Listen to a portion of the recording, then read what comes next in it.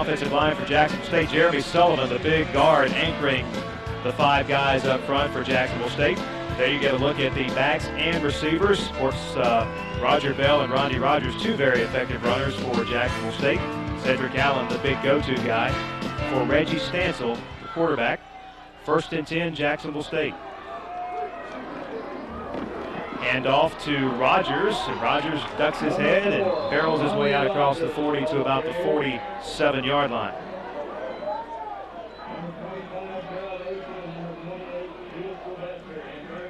And now let's get a look at the Cooter Brown Rib Shack defensive starting lineup for Northwestern. There's the defensive front: Hebert, Washington, Monroe, and Willis.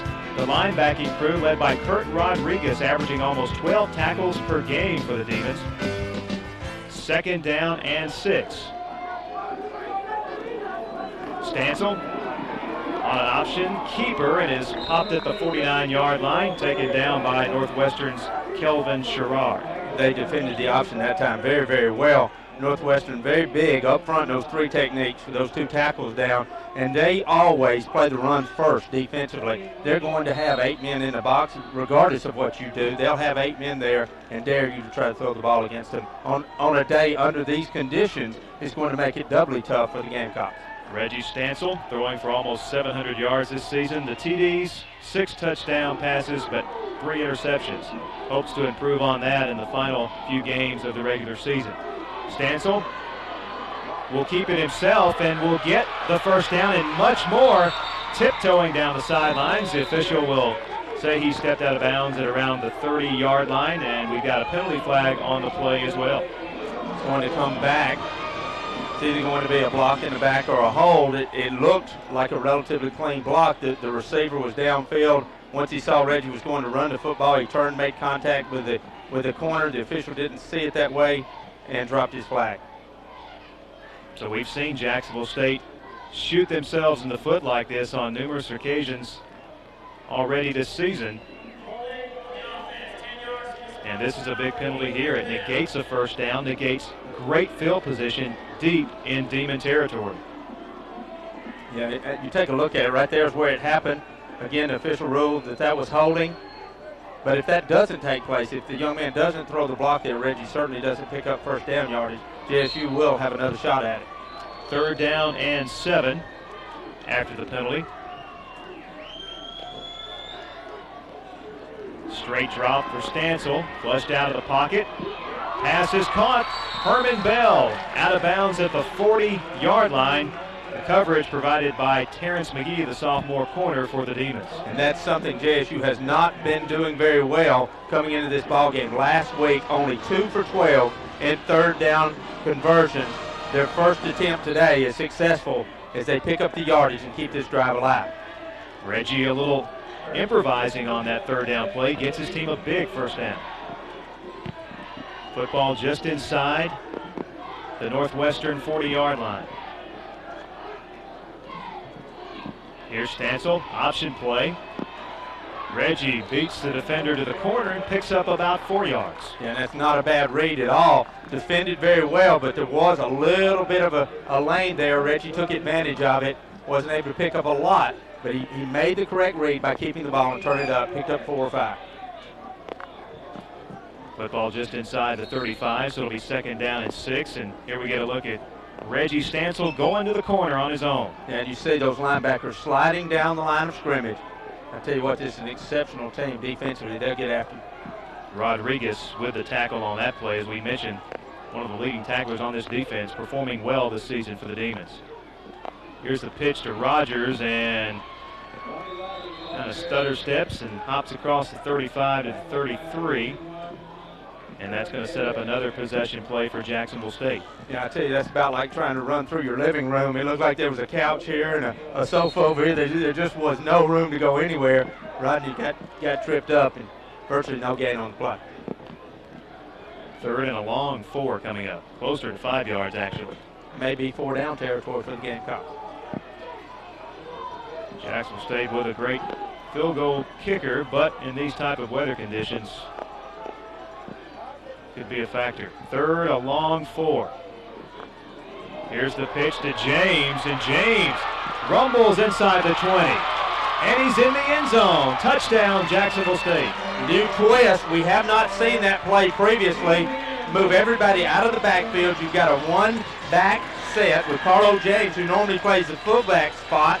Run the option. Reggie makes a great read, pitches the ball to Carlo, and then he does all the rest. Runs over a couple of would-be tacklers, gets it in the end zone. The Gamecocks definitely needed this kind of start. And Hopkins on to attempt the extra point out of a hole from John Howard. And he puts it right through there. So Jacksonville State on the board first as they lead the Demons of Northwestern by a score of 7-0. Back with more from Paul Snow Stadium after this timeout.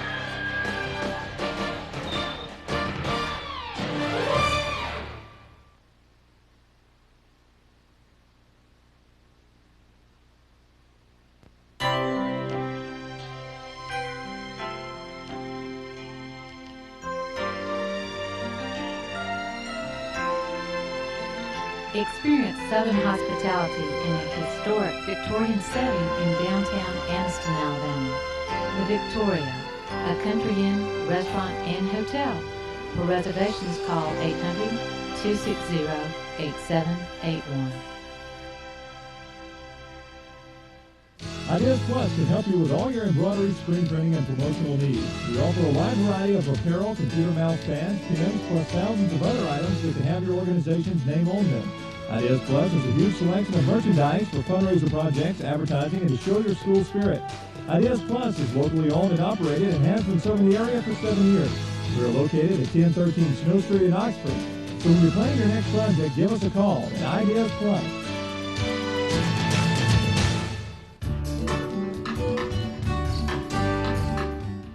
Jacksonville State is a great place to live, study, and have fun.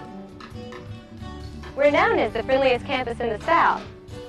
Our goal when we started over a century ago was to provide a quality education at a reasonable cost.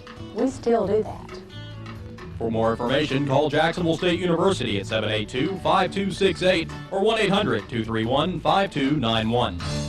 $100,000 could be yours just for listening to the radio. It's the $100,000 Triple Play and Classic Hits. Z93.1. Listen for the $100,000 Triple Play. Leonard Skinner, Sweet Home, Alabama. Give Me 3 Steps and Freebird. When you hear the cue to call during the Triple Play, be the 25th caller toll free at 1-866-333-PLAY. Caller 25 will win $100,000 in cash. Listen for details and listen for the $100,000 Triple Play on Z93.1. The weather here at Paul Snow Stadium, I'm telling you, it stopped raining before the kickoff, but just as kickoff started, the rain coming down again. Not a very heavy rain, but it will play a factor in today's game. About a 50% chance of rain throughout the game, and we're going to have wet conditions, it looks like, all the way into the fourth quarter. All right, thanks a lot, John Holder, who will be joining us periodically from the sidelines this afternoon. Hopkins has it teed up for Jacksonville State after a very good beginning for the Gamecocks. And Hopkins gets a good leg into this one, sails over the head of Jeremy Lofton, and the Demons will come out on a touchback, 1st and 10 at the 20-yard line.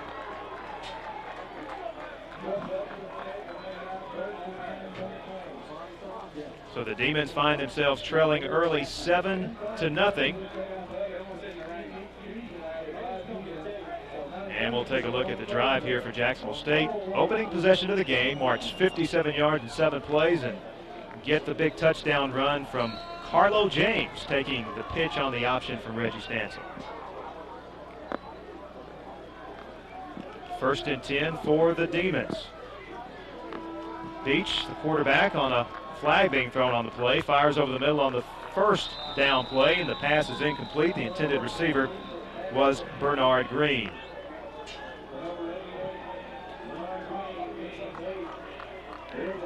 There you get a good look at Ben Beach, the junior quarterback out of Shreveport, Louisiana.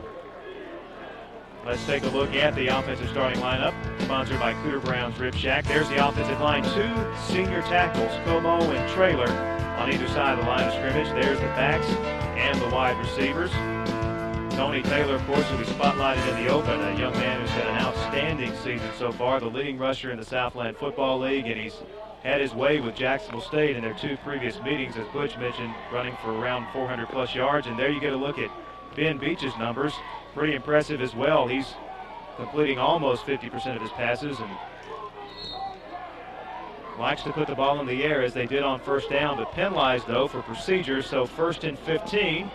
Hand off to Taylor, wrapped up right at the line of scrimmage. Good play for Jacksonville State defensively. Number 94, Tommy Rice, a junior defensive lineman, first man there to make the stop.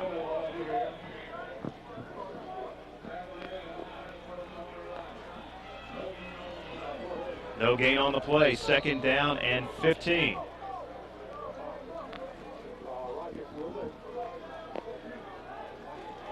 And now we'll take a look at the defensive line for the Demons, or for Jacksonville State, I should say. Mitchell. And here's the pitch on 2nd down, and another good defensive play by Jacksonville State. And once again, in there on the tackle was Tommy Rice, also along with Broderick Miles. There's the linebackers for Jacksonville State, Buford, Hardrick, and Dale Gaines. And in the secondary, a good group of seniors, Delvin Hughley, Erals McCullough, James at Blandenburg, and of course we mentioned the incredible streak that McCullough is on interception-wise. 6 picks in his last 7 games, 6th in the nation in interceptions. Yeah, and Hughley, a preseason all-conference pick. Outstanding secondary for the Gamecocks. 3rd down and 10 yards to go. Beach, plenty of time. Gets his pass away, but there's Marquis Coleman to swing the ball carrier to the surface. And Jacksonville State looks very impressive on their first defensive series. 3 and out for the Demons, and they'll have to punt it away to JSU. Yeah, Coach Roberts and his staff definitely done their homework. JSU has been hurt by the screen play several times this year. Not so this time, though. Nice read on the outside. Marquis Coleman comes up and drops the receiver for a loss. So punting for Northwestern, Mark Holmes, who leads the conference in punting with a 42-yard average, and Delvin Hughley standing back deep for the Gamecocks. Very good kick. Hughley driven back to his 34-yard line. Delvin right back up the middle of the field. Excellent return across the 50-yard line to the Demon 46, taken down by Travis Fleming. Jacksonville State with the football and with a lead, 7-0, with 9:18 left in our first quarter.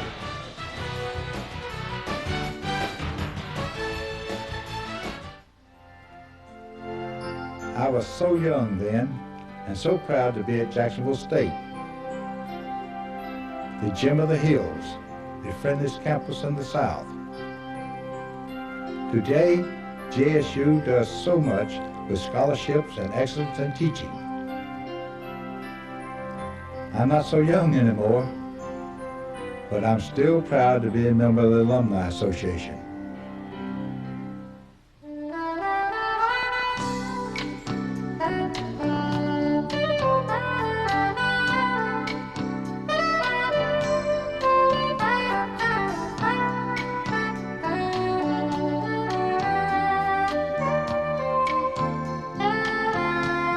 Wish you were here? Alabama's Robert Trent Jones Golf Trail. Every time you visit, every time you look, there's something big going on. Shop the time off. Come celebrate the grand opening of the all-new Quintard Mall. There's something for everyone with exciting new stores, stadium-style movie cinemas, and a fabulous food court. Register for prizes to be given away every week, including our grand prize, an all-new 2000 GMC Sonoma truck from Ron Newton Pontiac Cadillac GMC. Get ready to shop at the all-new Quintard Mall in Oxford, now open.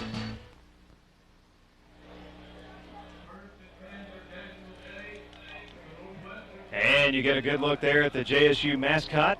First time Cockies had to don an umbrella this season, but yeah, a lot of people had to go looking for those with the drought that's taking place in this part of the country. Whether or not hampering JSU, as they're off to a great start on homecoming day. Here is Rondi Rogers right up the middle, finds good yardage as part of the Demon defense inside the 40 to the 37. And Butch, JSU has a tradition of playing pretty well on homecoming day. They do. I tell you, it's an unbelievable streak, and as a former player, that was the first thing you checked when you came in, was to to see who your homecoming opponent was. Won 37 years in a row, or went 37 years without loss. There was a couple of ties in there. Lost the first one in '84. Since that time, they've lost 6 total. But homecoming, always something special for the Gamecocks. They're on a 2-game winning streak now. 2nd and 3 for Jacksonville State. Second trip inside Demon territory.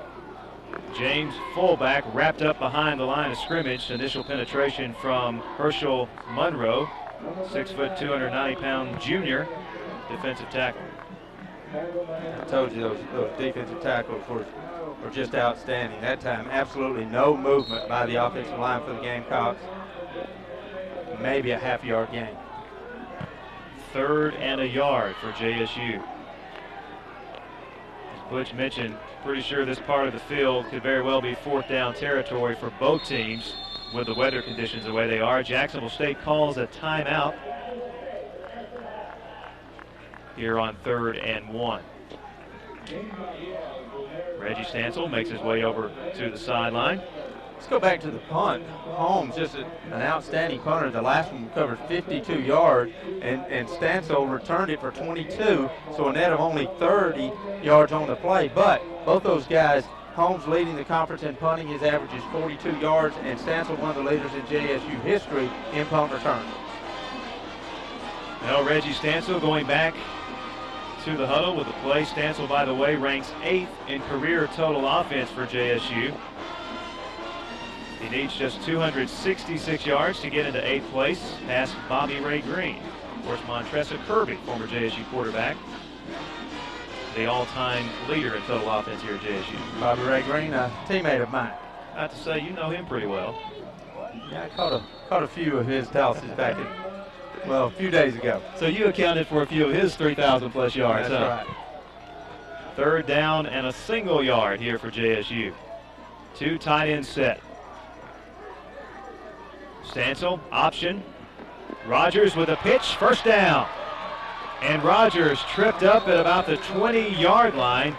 Good defensive effort by Darrell Lacey, the sophomore defensive back, coming up and taking Rogers off his feet, but not before JSU moves the chains once again. Great job by Rondi avoiding this initial tackler. It was actually a good job by the defender to beat the block, but then he's not able to make the tackle. Rondi cuts it back inside, picks up a little more yardage. JSU, a lot of option here in this first quarter. Right, and that's another 3rd down conversion. Even though it was 3rd and short, those are huge for the Gamecock. Rogers, 4 carries now, 29 yards early here in the game. Gets the carry here, right up the middle, big gaping hole, and Rogers is inside the 5 to about the 1-yard line, as once again a secondary man had to make the tackle for the Demons, and that's never good news for your defense. Take a look at it. I'll tell you what, that offensive line this time gets some movement. Good pulling block there by number 65 as he comes across and makes the kick out. Rondi right off of his fanny, sprints down inside the 5, real close to getting that one in the end zone. Rondi Rogers, just a junior, having a good first quarter here for the Gamecocks. 1st and goal for Jacksonville State. It was Sullivan that made the nice trap block on the play. Rogers again. And we finally get the signal. Touchdown.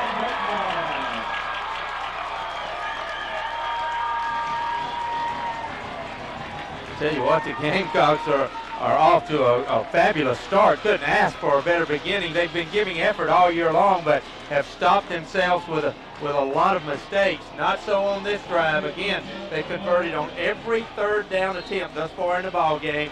Resulted to drives that led to touchdowns. The Gamecocks with an opportunity with a PAT to take a 14-point lead.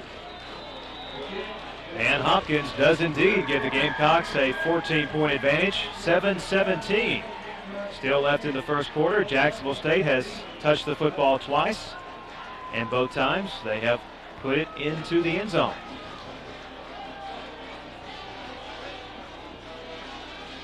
This game's far from over. Northwestern came in here a couple of years ago and was behind at halftime substantially and ended up winning the ball game by 20 points. So this team's certainly explosive. But right now, if you're a Gamecock fan, you couldn't be any happier with what's taking place.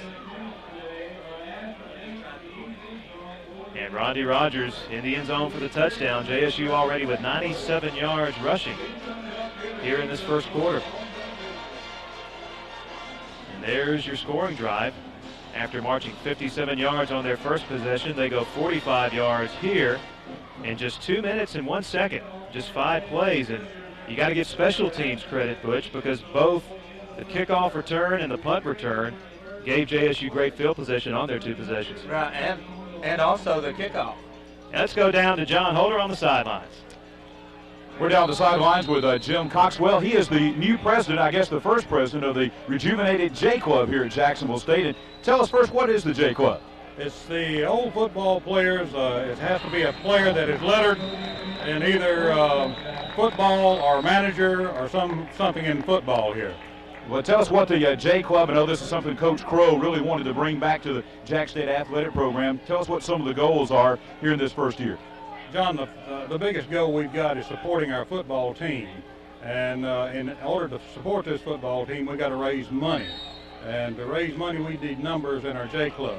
And we've got some 200 members right now, and we're trying to locate all those guys that we don't have addresses on. If we can get those guys out there that are watching this, if you played ball here, you lettered here in football, if you're a manager or a football player, we want you here. We need you here at this football game.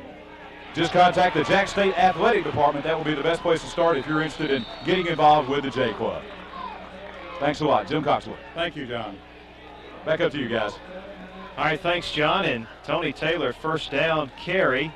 And once again, Jacksonville State got his number early on, Butch, and this is a leading rusher in the conference. Right, nice move by Taylor there on the man move, but you can see the pursuit. A lot of red jerseys getting there quickly. Wonder if the field conditions in any way are affecting Taylor. Of course, it's real early. He hasn't had many carries yet. Yeah, just his second carry of the game.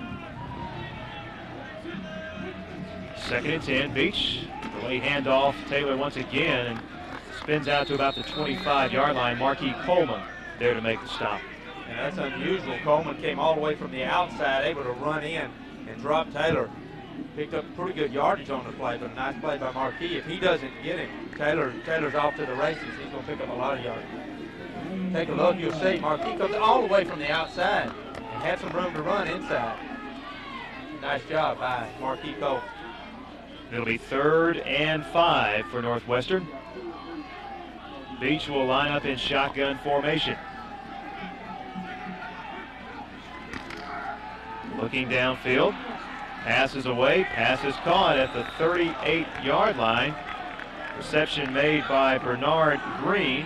Coming into this game, 21 catches on the year and 3 touchdowns, and this will move the chains for Northwestern. Well, 2 things on the play. First of all, there's good protection. Secondly, an outstanding catch by Green. The ball's thrown low and behind him. Look how he slides down and gets his arms underneath that ball. Big 3rd down conversion, the first down of this ball game for the Demons. And they moved it out to the 38-yard line. Green's numbers there, you see them. 12.8 yards per catch.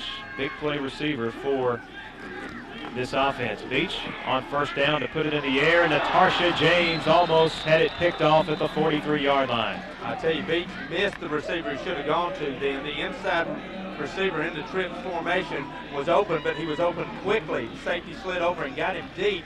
You hit that man right away, you've got some room to run. After he did not throw it to him early, then he tried to force this one in. JSU should have intercepted that ball.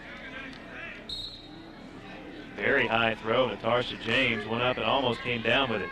2nd and 10. Here's the pitch to Taylor. And Taylor is taken down after a gain of only a yard. A penalty flag thrown on this play as well. You got to like the way the Gamecocks are running to the football. They're talking right now with JSU. The penalty's going to be holding against the Demons. Now you get a look at Coach Crow saying decline it, which would make it 3rd down. And I'll tell you, Northwestern controls their own destiny in this conference, Butch. If they win out their remaining games, which is no easy task, they've got some tough ones left, but if they did win the rest of their conference games, they would at least clinch a share of the SFL title. And probably for sure a playoff berth. And there you get a look at our referee this afternoon, Robert Watson, discussing the situation here. Now we'll find out the Jacksonville State will decline.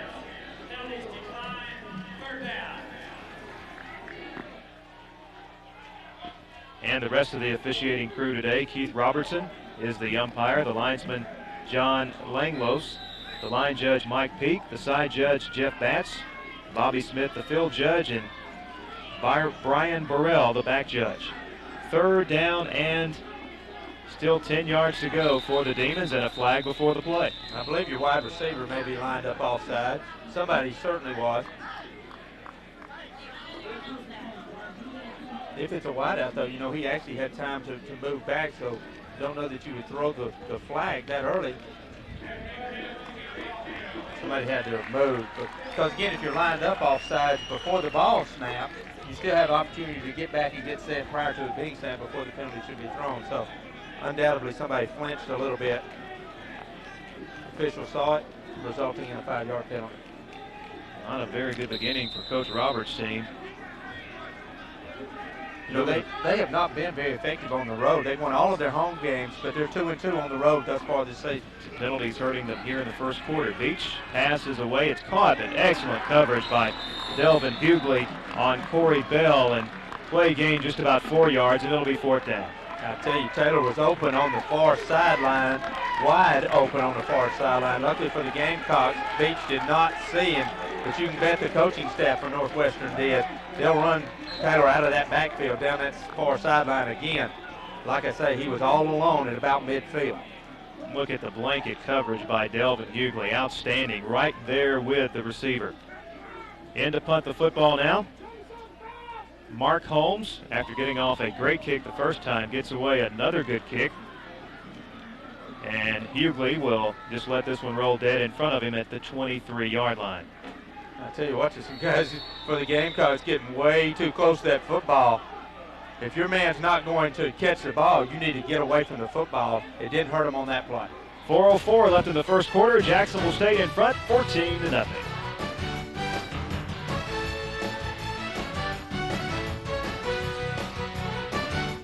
Furniture Warehouse would like to thank you, our customers, for helping us continue to be your home-owned and operated furniture store in Northeast Alabama. At Dwayne's, we offer name-brand furniture at warehouse prices, such as Pulaski, Rose Hill, People Lounger, Therapeutic, Magnolia, Heritage House, and many more. We also have a full line of recliners starting at $99.95. Come see us when you can at Dwayne's Furniture Warehouse, 1810 Noble Street in Anniston.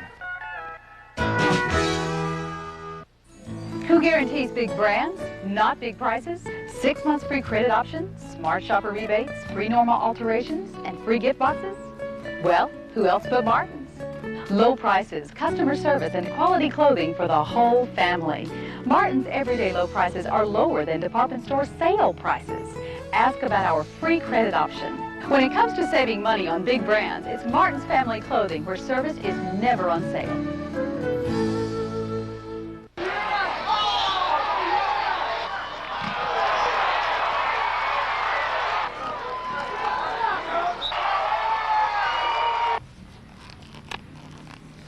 I wouldn't think of going on the field without buckling up. You shouldn't think of driving without buckling your seatbelt.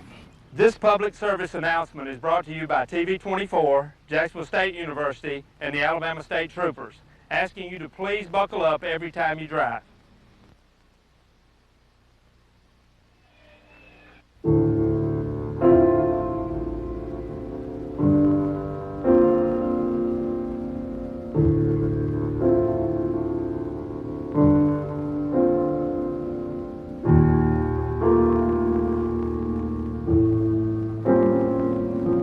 Teacher tells us all we gotta do is just say no. And the other day, a policeman came to our class talking about say no too. Well, my teacher doesn't have to walk home through this neighborhood. And maybe the dealers aren't scared of the police. But they're not scared of me. And they sure don't take no for an answer. To Kevin Scott and all the other kids who take the long way home, we hear you. Don't give up.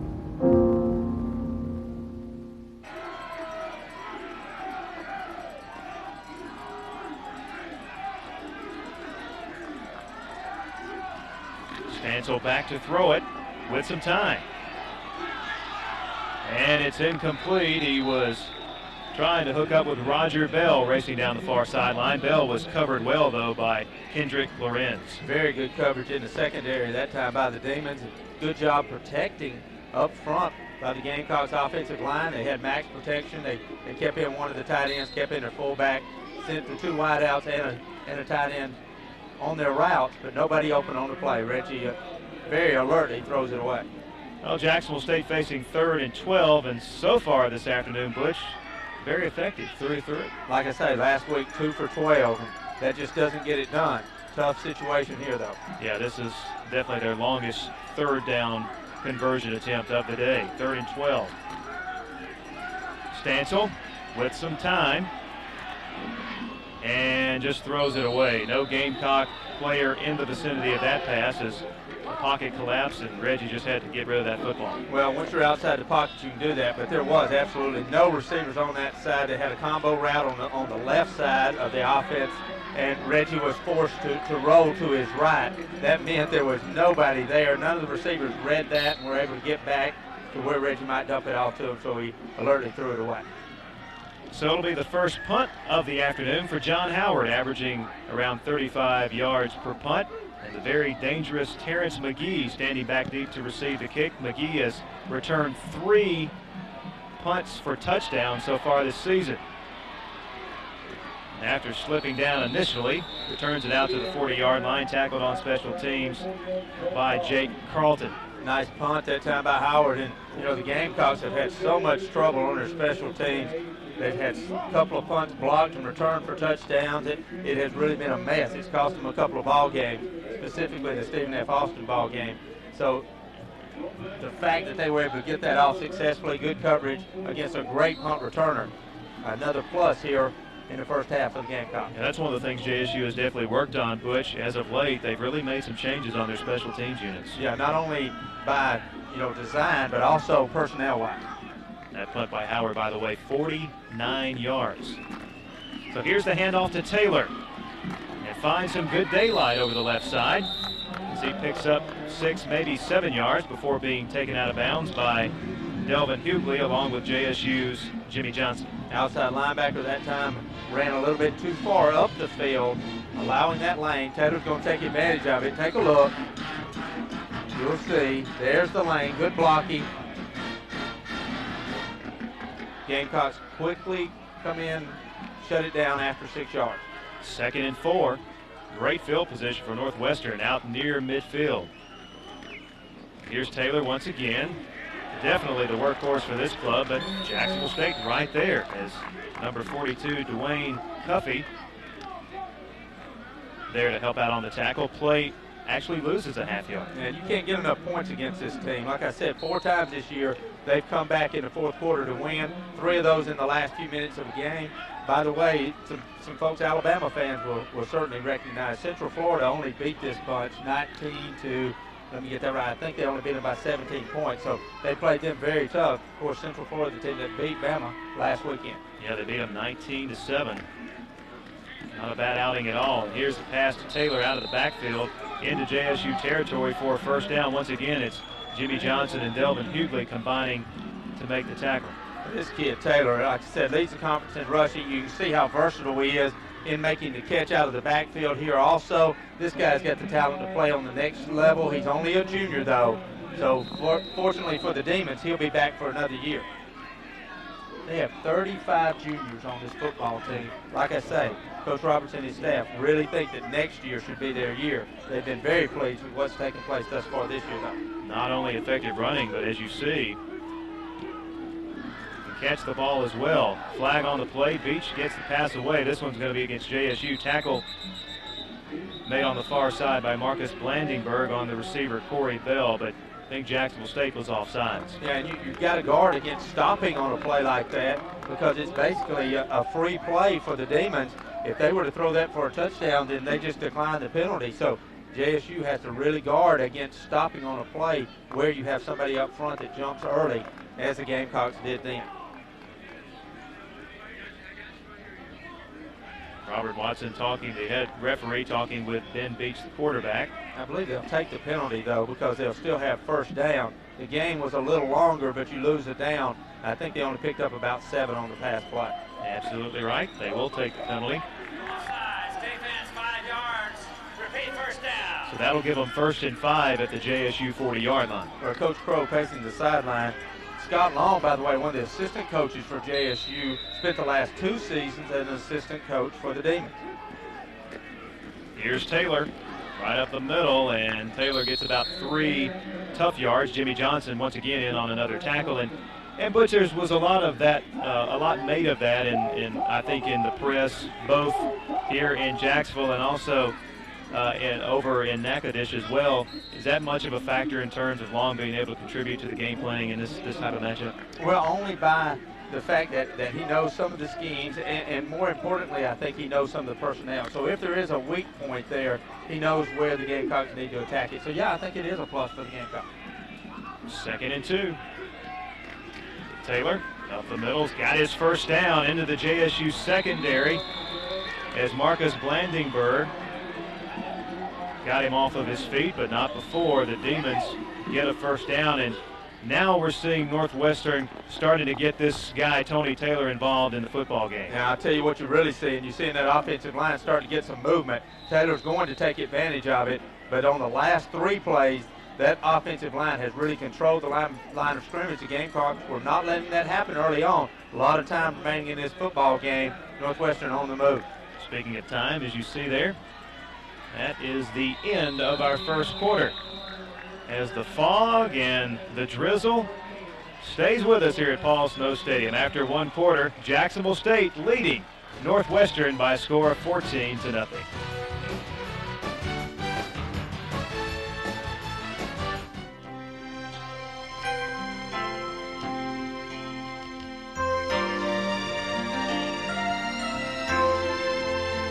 Experience Southern hospitality in a historic Victorian setting in downtown Anniston, Alabama.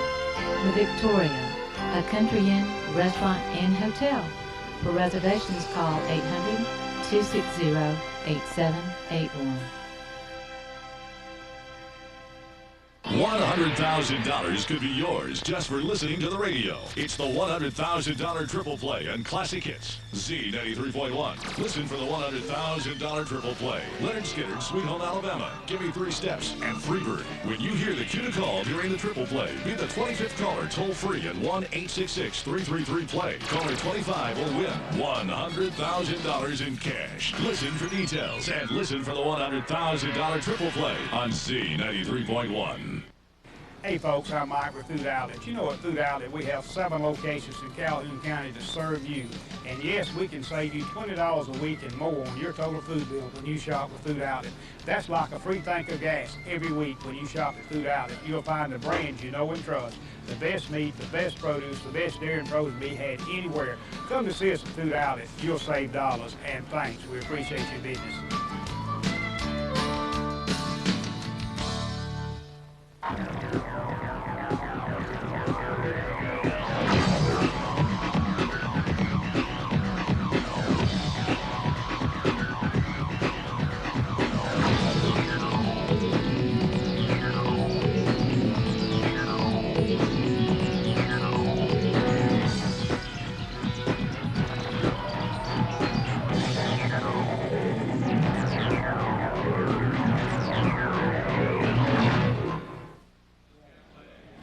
Well, as we get set to begin the second quarter, Northwestern State looking to get back in this football game. Their most serious scoring threat of the afternoon so far.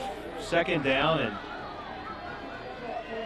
actually 1st down, I should say, and 10 at the JSU 26. Beach now with some confusion and will have to call a timeout. Actually, a smart decision by Beach. There was some confusion on the formation. Tried to get them into the right formation, but they certainly didn't want to delay a game situation with this drive going so well thus far. Well, we'll take the break as well. Jacksonville State leading 14-0, Northwestern threatening.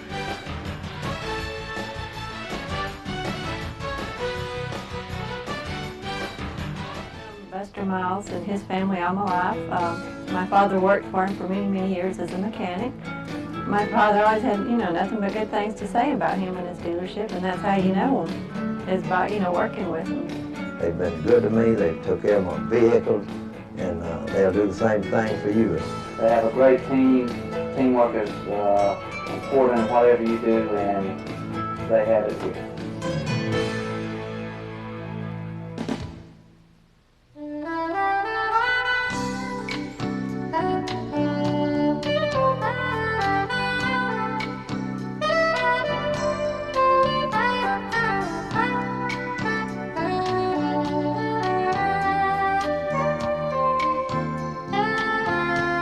Wish you were here?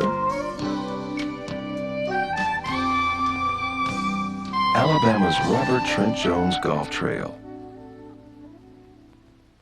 In town to watch the Gamecocks? Well, come on in to Cooter Brown's Rib Shack.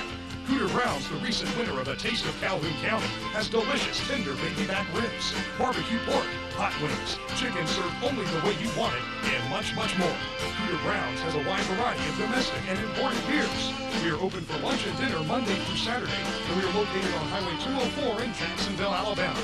So when you're in the mood for some good food, come on in to Cooter Brown's Rib Shack.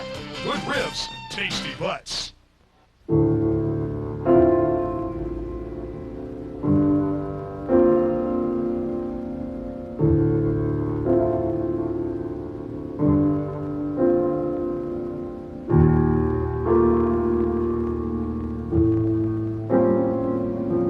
Teacher tells us all we gotta do is just say no. And the other day, a policeman came to our class talking about say no too. Well, my teacher doesn't have to walk home through this neighborhood. And maybe the dealers are scared of the police. But they're not scared of me. And they sure don't take no for an answer. To Kevin Scott and all the other kids who take the long way home, we hear you. Don't give up. Pump these guys up. They need to stop here.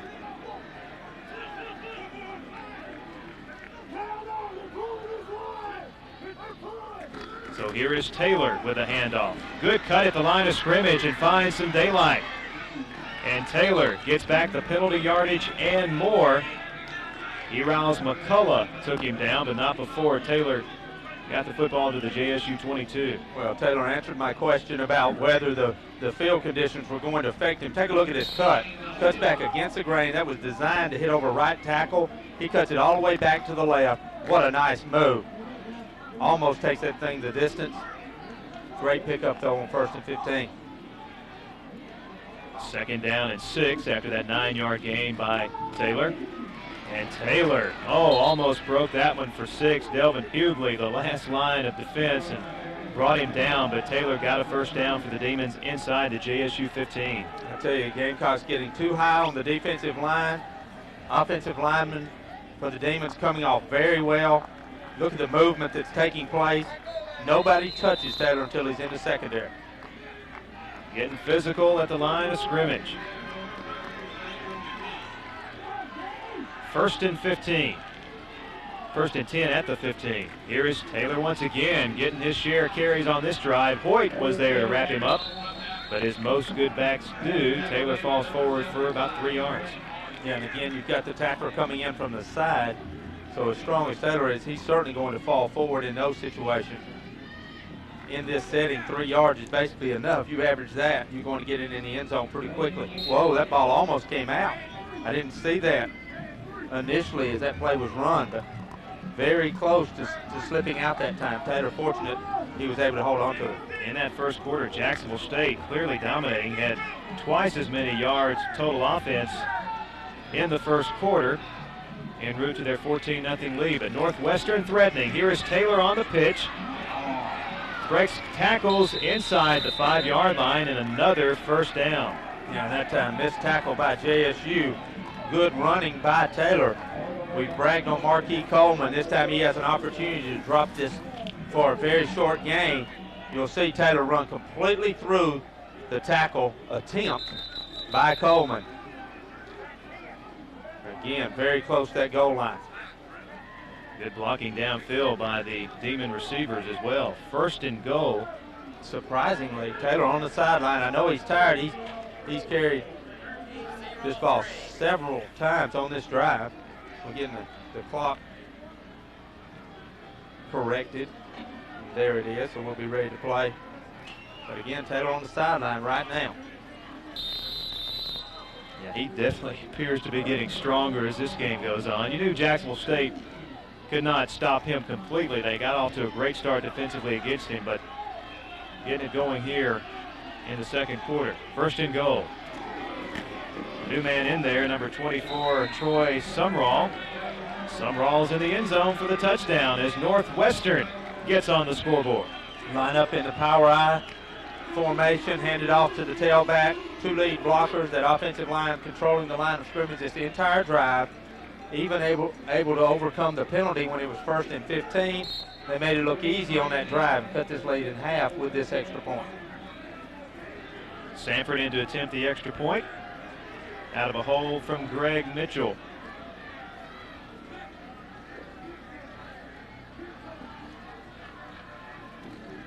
And the kick is up, and it's good. 12:43 left here in the second quarter. 14-7 as the JSU lead has been cut in half. We'll take a break and continue from Paul Snow Stadium in a moment.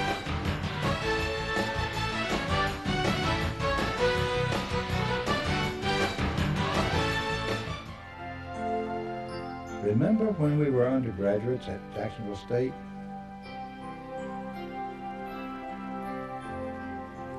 We had professors with doctorates teaching the courses. It's the same today.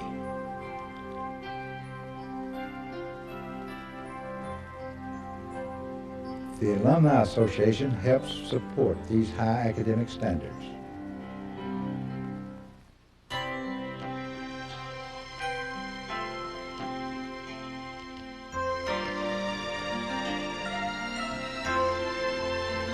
Experience Southern hospitality in a historic Victorian setting in downtown Anniston, Alabama. The Victoria, a country inn, restaurant, and hotel. For reservations, call 800-260-8781.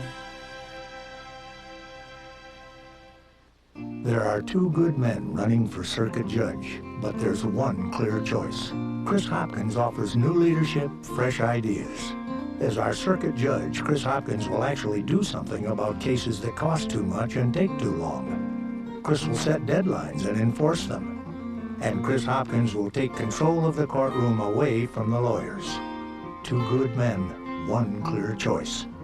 Chris Hopkins for circuit judge, place 1. Homecoming this evening at Jacksonville State, one of the Gamecock legends, Mr. Baldy Wilson, with us. Played here in 1946 through 48, and not only a great football player, but also responsible for the change in the Gamecock nickname. Tell us that story.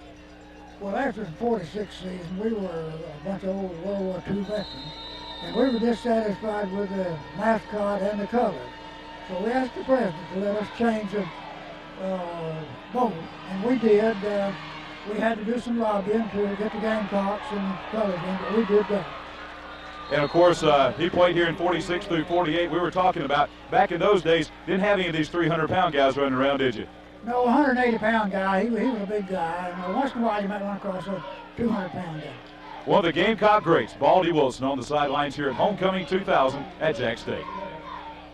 All right, thanks a lot, John. And yeah, Butch, you got a lot of colorful characters from Gamecock past out here today enjoying homecoming. Right, and it's nice to see a lot of the guys back. Of course, you're always going to see Baldy Wilson here. He lives in the area. He'll be at every home game.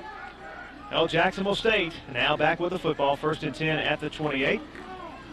Stancil looking for James, and pass incomplete at the 30-yard line. Coverage provided by Colby Doucette. Yeah, nice coverage that time. Play fake didn't fool Doucette at all. Reggie threw the ball hard. Was going to be difficult to catch, but they would not have picked up much anyway. Well, here's a look at the Northwestern State scoring drive. They marched 59 yards in 10 plays to get back into this game with a touchdown, and now it's on JSU's shoulders to mount something offensively because Northwestern definitely with some momentum. Yeah, they were very impressive in that drive. The Gamecocks certainly need to answer. Stancil to throw on second down. Passes away, incomplete. Boy, he had a man breaking free across the middle. That was Jimmy McCoy. But instead, it will be 3rd and long. Well, McCoy's looking for a flag, but you don't do that until after the play's over. You need to go and run your route, try to catch the ball, and wasn't impressed with the fact that he tried to catch it with his arm and instead of catching it with his hands. But like I say, you don't quit till this thing's over with. Ball was tipped at the line of scrimmage, though, and you do see the hand on the shoulder, but like I say, you complain about that afterwards. Go for the ball while the play's still going on. Yeah, it looked like a catchable football. 3rd and 10 now. Not the situation that JSU wants to put Stancil in. Stancil back to throw, flag on the play, heavy pressure. They're going to blow this one dead before the snap. You know, Reggie almost literally got his head taken off on that play. We'll see what the call is. Yeah, Broderick Miles, the defensive, actually Ahmad Willis was bearing down on Reggie Stancil as they get JSU for procedure, back them up 5 yards. For the snap, false start on the offense, 5 yards, still 3rd down. JSU came out and in their initial 2 possessions were very effective on offense, took it in for the touchdown on both occasions, but since that time have not been effective at all. This is the type of thing that's been hurting them all year. Penalties and basically some miscues on the offensive side. That's their 3rd penalty now for 20 yards in the first half. 3rd and 15. James on the carry. And he only gets a couple of yards to the 25. So Jacksonville State will be forced to punt the football, and Northwestern State, after that very efficient touchdown drive a moment ago, will get the football back. Yeah, and all the pressure falls on that defense. It has for most of the year. But the thing that has to worry you the most if you're on the Gamecock sideline is the fact Northwestern controlled the offensive line of scrimmage on their previous drive. If they do that here, we'll be tied up very quickly. So Howard gets away a very high punt as they purposely trying to kick away from McGee, and he gets a great roll inside the 30. Not only did he kick that ball away from McGee, but when it hit at the 35, it took a Gamecock roll down to the 28-yard line. So 11:32 left in our first half. Jacksonville State leading Northwestern State 14-7.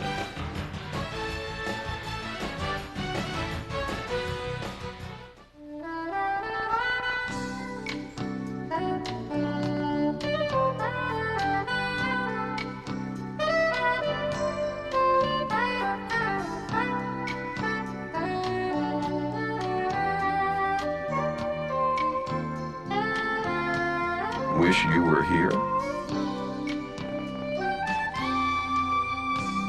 Alabama's Robert Trent Jones Golf Trail.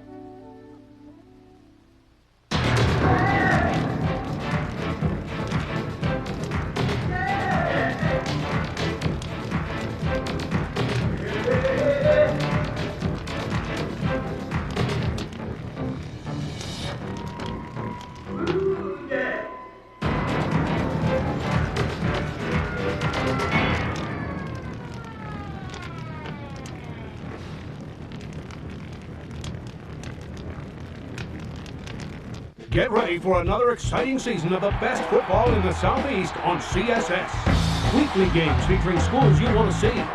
In-depth coaches show. An entire night of your favorite school. Tennessee on Monday, Georgia on Tuesday. On Wednesdays, it's Mississippi. Thursdays, Arkansas and Kentucky. And Alabama Friday. With more games, CSS has the Southeast Cup.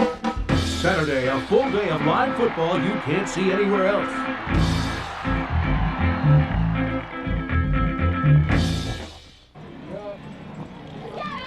14-7, Jacksonville State leads Northwestern as the rain continues to fall here at Paul Snow Stadium on homecoming day for JSU. And it is 1st and 10 for Northwestern at the Gamecock 28-yard line.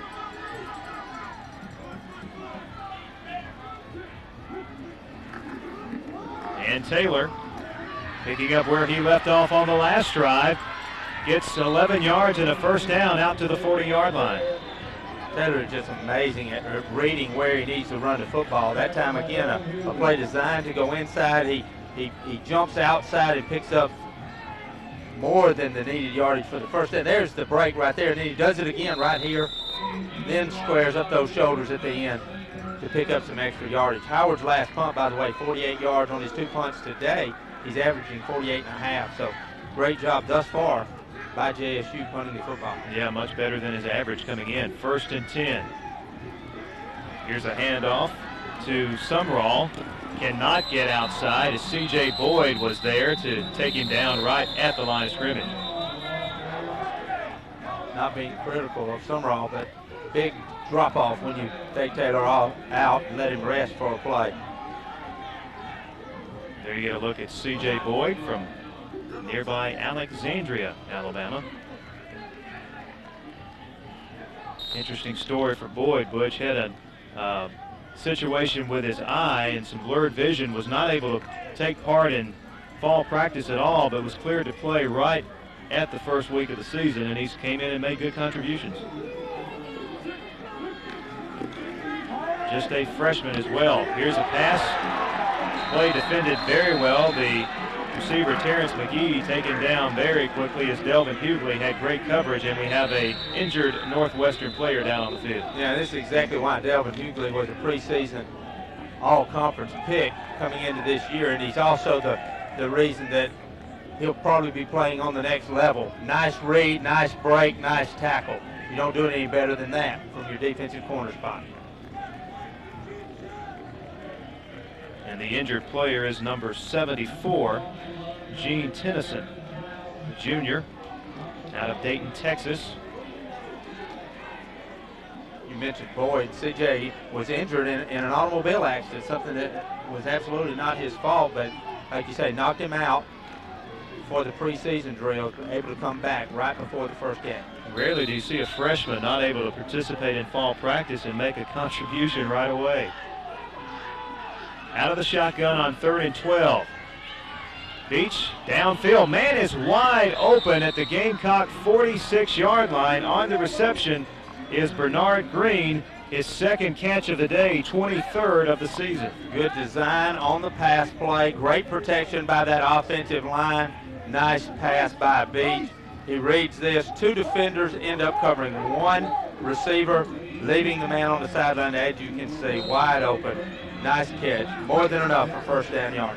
Rarely do you see guys roaming that free in this JSU secondary, but that's a big 3rd down conversion. Northwestern keeps the football.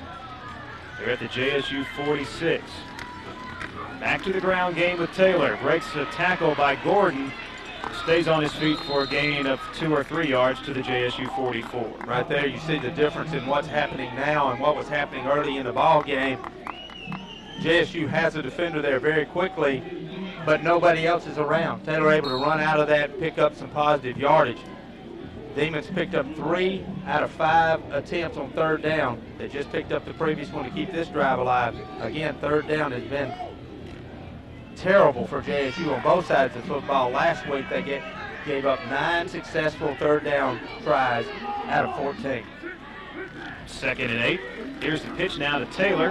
Cuts it back up and is taken down at the 40-yard line by JSU's Lorenzo Banks as a flag comes in after the play. I tell you what, they were definitely holding on the corner. I don't know if the official, yeah, that's what he saw. Arm can stay inside the body, but that one actually wrapped around. Didn't know if anybody was going to see it or not, but with some help from the home fans, it looks as though the penalty will go against the Demons. Thus far, though, the Demons, since early in this ball game, have been able to overcome even penalties. JSU will back them up here.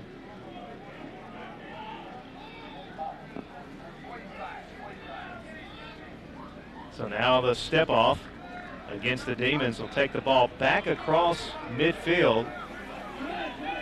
Holding on the offense, 10 yards from the end of the run. Repeat 2nd down. Repeat the 2nd down's a bad part for the Gamecocks because, again, the Demons have been so effective moving this football since their first 2 possessions. Take a look. You're going to see this hole right there. It is on number 22 is the young man that's being held. like there may have been a couple of holds going on that play. 2nd and 15. Beach fakes to Taylor. Goes downfield. Another man is wide open. This is TJ Sutherland, and Sutherland for a big gain down to the JSU 21-yard line and another first down. And TJ Sutherland, another favorite target of Ben Beach. That is his 19th catch of the year. Again, great throw by Beach, but look how much time he had. There is absolutely no one defensively around him. I mean, that's like throwing in practice, maybe even better than that. The receiver made a nice break. Riley McCullough not able to do that on this wet field, resulting in the big completion for the Demons. So Beach, who's thrown for over 1,300 yards this season, now being effective in the passing game. That last completion to Sutherland. Now back to the ground game that is really picking up steam here in the second quarter, and that's Taylor rumbling for about 18 or 19 yards to the JSU 2-yard line. So it'll be 1st and goal for the Demons as they are threatening to tie this game up. Again, nice running by Taylor, but credit that offensive line. They are completely controlling the line of scrimmage. Again, Taylor not touched till he's in the secondary, and then it takes 3 to bring him down. Demons about to punch it in. So JSU getting a heavy dose of Tony Taylor here in the second quarter. What they're doing is getting whipped up front right now. JSU not able to substitute a lot on that defensive line. 1st and goal. Now this is the backup tailback, Sumrall, and he gets his 2nd touchdown of the day. So Taylor does all the work down the field, and for the 2nd time, Sumrall comes in on 1st and goal and gets the touchdown. And goes in untouched. Again, that offensive line completely controlling the line of scrimmage results in the touchdown for the Demons. Take a look. Again, this is just exceptional blocking. Run a little cross, and that's not easy to do and still get upfield, especially on the goal line when the defense is trying to get penetration. Great job up front by the Demons. And here is Clint Sanford on for the extra point try. And he puts it through there. So now we are all tied, 14-14, with 8:12 to go here in the second quarter. This looks like 2 different ball games. JSU completely in charge. The beginning of this ball game, 2 offensive possessions. They take it down the field and score on both of them. On the other hand, the Demons, 2 offensive possessions. They're 3 and out. And then the next 2 possessions, the Gamecocks don't move the ball at all on offense. And the Demons take both of their possessions, drive down the field, and tie this game up. I'd like to invite you to join us for the Jack Crow Show, live on Thursday nights at 5:30 here on TV 24. You can join Butch Barker as he sits down each week with head coach Jack Crow to take a look at the highlights from the previous week's game. And Coach Crow, it's been pretty much the same story each week now for JSU, Butch. They've been in just about every game they played, especially some very tough conference losses. But they're having some trouble closing teams out, and now Northwestern back in this football game. Yeah, depth certainly a problem for the Gamecocks, but again here, that defensive line looks as though they're fatigued, and this offensive line has gotten stronger and stronger. These running backs are having a field day, and it's only the second quarter. I tell you what, you're talking about the Jack Crow Show. Coach Crow will be as frank with you on that show as any coach you'll ever listen to. 72-yard scoring drive, as you saw there, by the Demons. Now Herman Bell on the return, and Herman Bell very effective as a kickoff returner for Jacksonville State. He needed just 8 yards to move into the top 5 for kickoff returns on JSU's all-time list. And with that return, he's just done that. I tell you, I thought Bell had made a mistake when he fielded that ball. It would have gone into the end zone. JSU could have taken over on the 20, but instead he picks up even better yards. Let's check in with John Holder down on the field. Guys, not a lot of fans made the trip here from Louisiana for Northwestern State, but the few who did, sitting on about the 35-yard line over on the far side. They've got noisemakers, cowbells, making a lot of noise over there. Matter of fact, they're the most boisterous fans right now in Paul Snow Stadium as they make this comeback to tie the game. Back up to you guys. Yeah, they've seen their team put together 2 good scoring drives. So JSU now with the football. Rondy Rogers, a good gain on first down to the 39-yard line for a pickup of 6 yards. Yeah, it's a good job, but it's a lot more difficult for for JSU on the ground right now than it is for the Demons. You see there wasn't a lot of room in there. Hard running by Rondi, but there was a lot of white jerseys around him. We've looked at the past few running plays, and the Demons running backs have about had their way. And again, give the credit to that offensive line for the Demons. 2nd and 4. Here's the pitch to Rondi Rogers, and looked like somebody grabbed a hold of the face mask there, but no flag that I can see as Rogers picks up about 3 yards to the 42. That looked like a lot of people on the home side again saw that face mask, but none of the guys in the striped shirt apparently did. No flag on the play. Jack Crow clearly thought there was a face mask on the play. Very upset on the sideline. And right there it is. Wow, that would have been the 15 variety too. Instead, it's 3rd and a yard for Jacksonville State. Rogers with the carry, and he gets the first down. Great effort by Rondi Rogers as the Demons had a chance to get him down behind the line of scrimmage. Good penetration by Judith Sylvester, but Rogers broke the initial tackler and picked up the first down. Yeah, that is great effort by Rondi. He was hit in the backfield, kept those feet driving. On a field like this, it would have been very easy for those feet to come out from under him. He didn't allow that to happen. JSU converts again on 3rd down. Much better conversion rate today. Of course, it would have been hard for it to get much worse. Again, only 2 for 12 last week. Rogers right at his average coming into the game today. He's got 10 carries for 60 yards and a touchdown. Gets the pitch here. And Rogers, very hard running, still on his feet with a chance to go. And Rogers will score.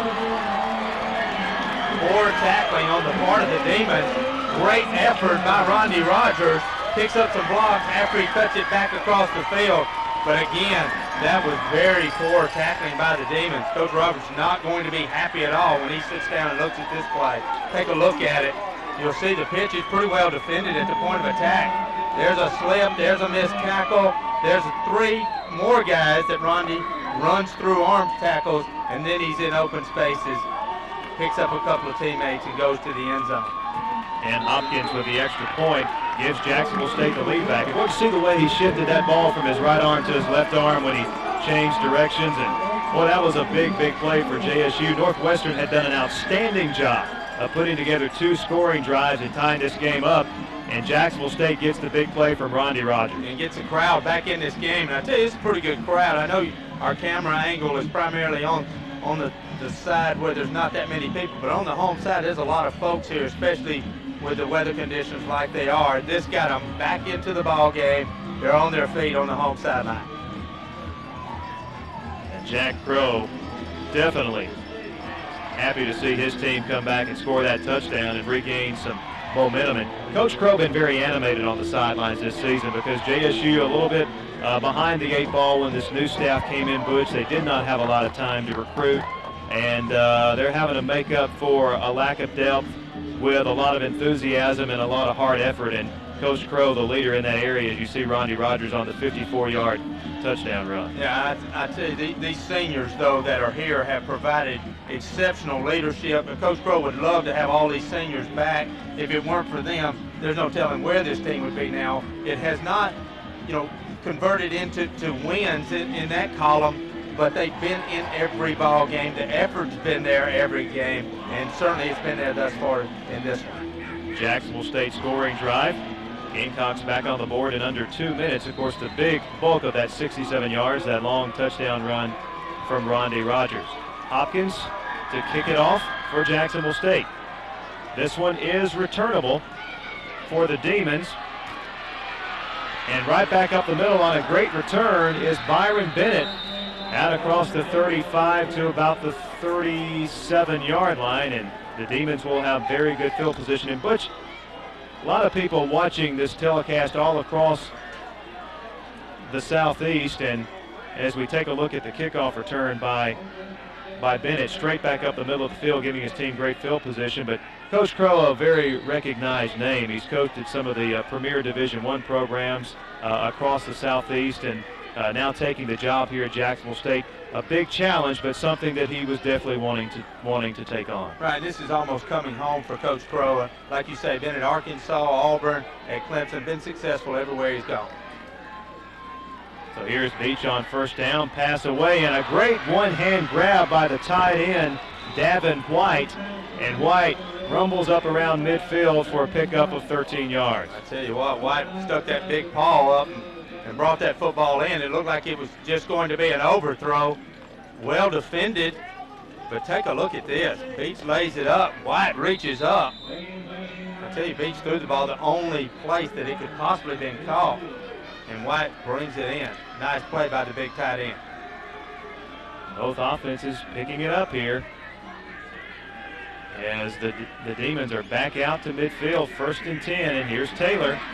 Flag comes in on the play as Taylor's taken down at the 43-yard line after a pickup of close to 7 yards. And we'll have to see what the penalty is, but we mentioned in the opening that Taylor has gone for over 400 yards in his previous 2 meetings against the Gamecocks. He's well on his way already today. A lot of success. This one's coming back, though, with the hold against the Demons.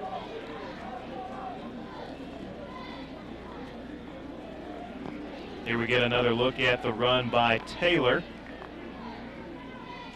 And there's the hold. And you see a little bit of catching by the defenders there. JSU was not doing that early. They were coming up and taking on those offensive blockers, keeping a shoulder free, and getting a lot more effectiveness out of this defense. Now they're kind of sitting back on their heels. Fatigue will really change the way you play in a football game. JSU not able to substitute. 10 yards from the spot of the foul. Repeat first down. JSU not able to substitute a lot on that defensive line and linebacker position, and it's showing here late in the second quarter. So after the penalty, it'll be 1st and 18. Football is spotted back at the 42-yard line. Beach leads it with Taylor. Taylor tries to reverse his field, breaking tackles.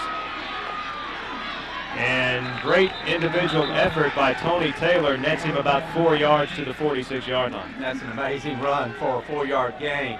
Looked as though he's going to be dropped for a substantial loss. Turns it into a positive play. I mean, this is just amazing. Again, you can see how talented this young man is. There is absolutely nothing there. JSU does a great job of pursuing. He's able to break it back. Good job containing. Looked like he could have caught holding again. Did keep those hands inside. Basically, there's holding that takes place at every play now that they've changed the rules and allowed the offensive linemen to get away with some of the things they do. 2nd down and 13. Beach play action over the middle, and the pass just a little high. He was trying to connect with Bernard Green down at the 40-yard line. Yeah, Green was open. Had the ball not been thrown high, I'm certain that he would have come up with the catch. Would have been real close to first down yardage. Delvin Hughley makes him pay for it a little bit. JSU has been pretty good at picking those off when they come off the hands. You see the ball just a little bit high there. He Riles McCullough in nice position to get that one. Travels over his head. Again, Delvin Hughley comes in with a hit. Giving Green something to think about next time he comes across the middle. Hey, as a former tight end, I know you had to do a lot of blocking here. You probably wouldn't have minded that rule at all. No, some of those big guys I had to block against. Mainly I just tried to stay out of their way. 3rd and 13. Beach will air it out downfield. And an unbelievable catch at the 15-yard line. Staying with the pass was Sean Weber, the freshman out of Harvey, Louisiana. And he made an adjustment, came back for the football, and a huge gain for the Demons down to the JSU 16-yard line. Well, this time JSU does apply pressure. You see it coming from the outside that time. Taylor Mitchell right in the face of Beach. He lays it up on the outside, and that is just an unbelievable catch. Take a look. Pretty good coverage. Nice job on the outside. That is just excellent job.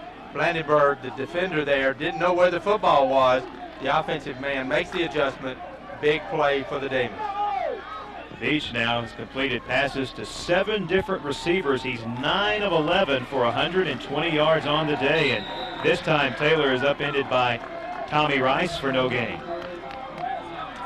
Nice job by the defensive front. The effort certainly still there for these Gamecocks.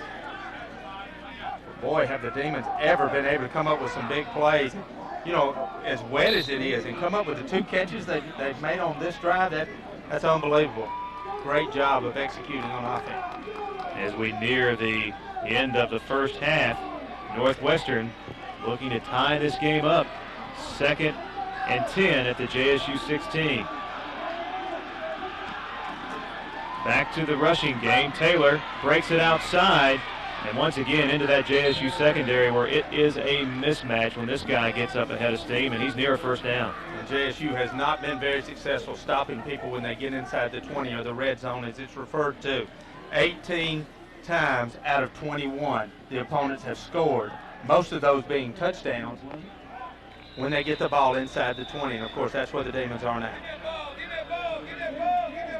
And the officials have called a timeout here, I believe, for a measurement, as they're very, very close to the first down yardage. Yeah, and you won't see Taylor go out this time. He's getting a chance to rest while this measurement's being made. Big momentum lift, one way or the other here. If the Demons get this thing in for 7, momentum coming out the second half will certainly be on their side. If the Gamecocks are ever able to hold them, even to a field goal here, you've got to feel like they'll be up coming out of the locker room to start the second half. So there you can see on the measurement, about a half yard short. And around the 6-yard line of Jacksonville State.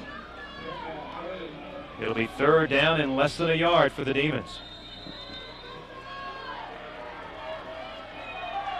Certainly 4-down territory. 2 tight end formation. Taylor right up the middle. Johnson had him wrapped up by the legs, but they didn't need much, and depending on the spot, it appears as though they're going to have the first down. Yeah, it looked as though he picked up enough yardage, but again, the spot's going to be the determining factor. Where your line judge has it marked, I believe it's going to be enough, but I expect another measurement. Good play, though, defensively for JSU. Stuffed the play very well. Yeah, they certainly had a lapse there on those 2 drives. Mainly you can credit the Demons with it. First down by 1 link of the chain. You know, and that's really important under these kind of conditions, because if it's 4th down, first you have to make the decision. I'm sure they would have gone for it. But with it wet like this, you can get a bad snap. There's so many different things that can happen, even on quarterback sneak or something like that. Doesn't come into play, though, because the Demons pick up the first down. Taylor's numbers now, 22 carries for 108 yards. Coming into the game, averaging 132 yards per game, and he is definitely already near his average, not even through the first half yet. Taylor with the carry. And he is close, down to about the 2-yard line as Erals McCullough brought him down from behind. Yeah, again, no penetration by the Gamecocks on defense. Back down to John Holder on the sidelines. Something unique happening down here in this end zone. The Marching Southerners, the Jack State Band, they're all across the end zone getting ready for their halftime show with 2 minutes to go until the half, and they're creating a lot of noise down there. Not blowing their horns, they're not allowed to do that down there, but they are going to be raising their voices down there, and it's creating a little bit more noise than there would normally be in this end zone in this goal line situation for Northwestern State. Back up to you guys. Yell, Southerners, yell. And here's Taylor, and he is hit hard behind the line of scrimmage.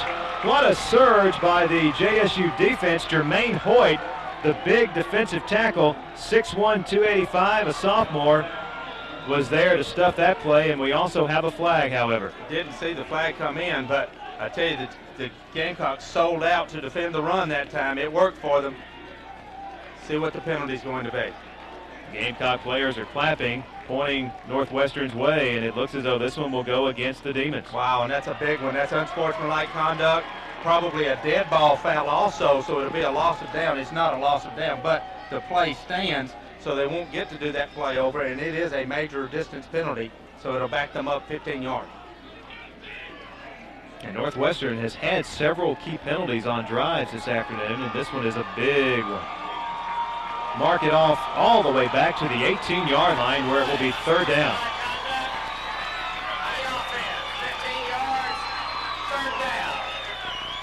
The Demons have been very successful, though, in converting on these third down situations. This one's huge. Gamecocks going to have to apply some pressure, something they haven't done thus far in this quarter. Northwestern 6 penalties for 50 yards. JSU only 3 for 20 so far. 3rd and 18. Beach in shotgun formation. Pass is away. It's caught at the 11-yard line by Corey Bell. Immediately hit by Delvin Hughley and forced out of bounds. And so looks as though Coach Roberts will send in the field goal unit on 4th down and goal from the 9-yard line. So the Gamecocks wisely playing against the big play there. Again, it's difficult for these defensive backs to break on the football because of the field conditions. Very well executed pass play again by these Demons. I am so impressed with what they're doing offensively. Beach at quarterback shows that he can read the defense and put that ball right on the money. And we've got a timeout on the field, taken by Jacksonville State with 1:10 to play here in the second quarter. And we'd like to also remind you that you can join us here on TV 24 each and every Monday night at 6 o'clock for On the Fast Track, presented by the Talladega Superspeedway.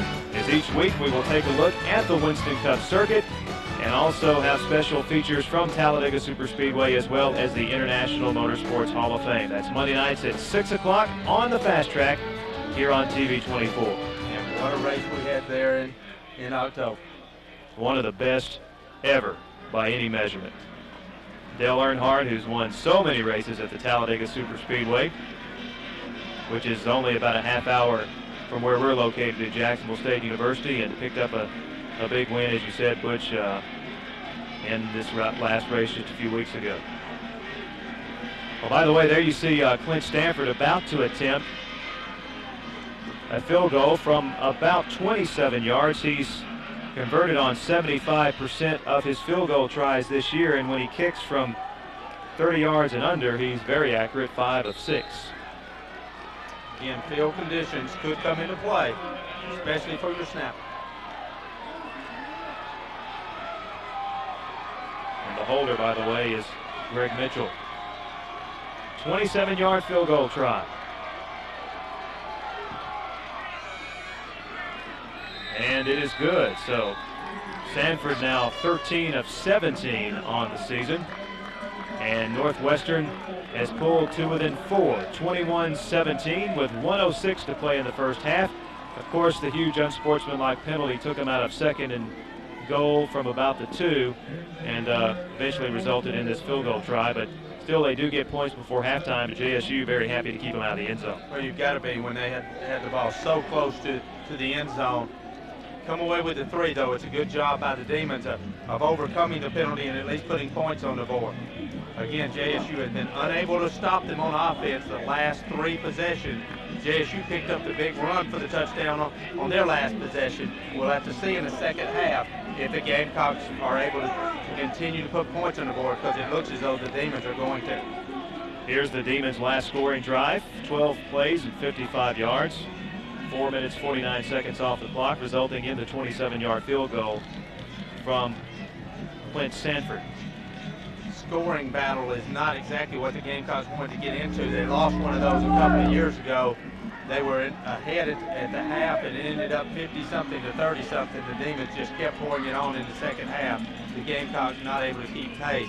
This is very similar to that. We'll see if the Gamecocks are able to change the outcome of this ball game.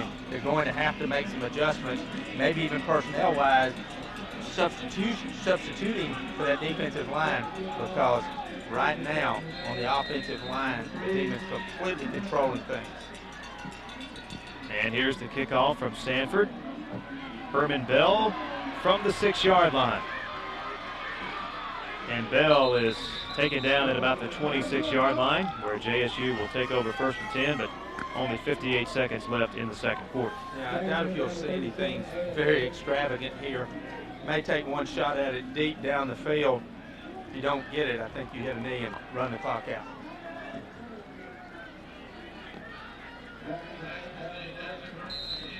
So JSU 1st and 10 from their own 26-yard line. Gamecocks will be definitely pleased with their first half effort here, but as Coach Crow has seen already this season, got to play a full 4 quarters. JSU has lost some heartbreakers in this conference in the 4th quarter. Stansel will keep it on the ground for just a couple of yards to the 29, and JSU will, looks as though they'll be content to run out the clock. And now a whistle. Yeah, I believe this timeout was taken by Northwestern.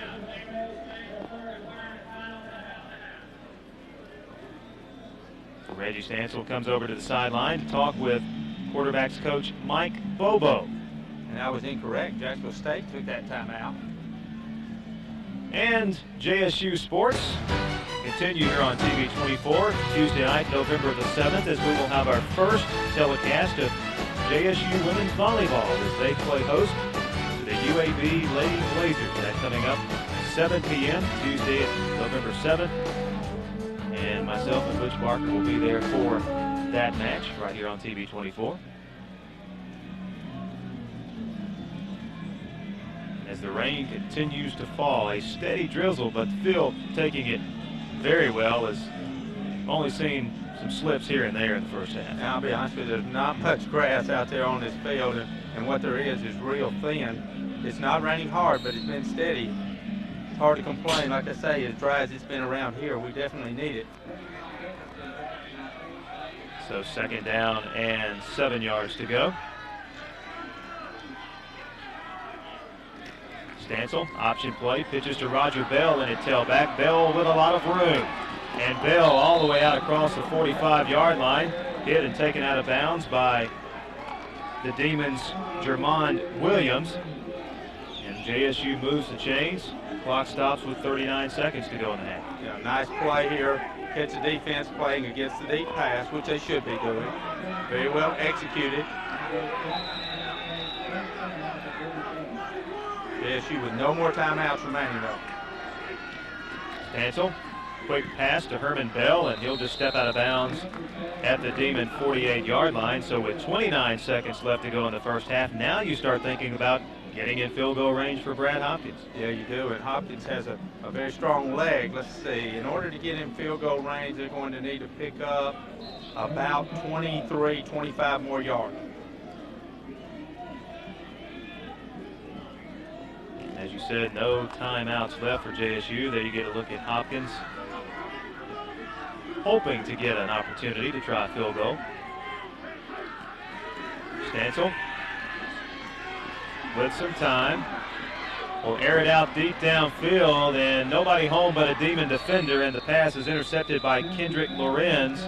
And it'll be a touchback for Northwestern with 20 seconds to play in the half. Well, Herman Bell broke off his route. Stansel throws it up, trying to give Bell a chance to fight for it down by the goal line. Like I say, Bell broke off the route, results in the interception. And the mark's going to be back out at the 20, so the officials say the interception took place in the end zone. Even though we don't have much time at all, 20 seconds remaining, the Demons do have 2 timeouts remaining, so you might look for them to take a shot at it, see if they can get to about midfield and then use those timeouts, work their way into field goal range. See how the Demons play it. They're going to put a man back as a safety valve. That's TJ Sutherland, so looks as though they will play it safe here, and they will. Beach will go to a knee. And that will be the final play of the first half. And what an entertaining first 30 minutes it has been from Paul Snow Stadium, as Jacksonville State will head into the locker room with a 21-17 lead over the Northwestern Demons. Got a lot coming up for you at halftime, including a conversation with JSU Athletic Director Tom Sykes. We will take a break and continue halftime on homecoming day at Jacksonville State University in just a moment.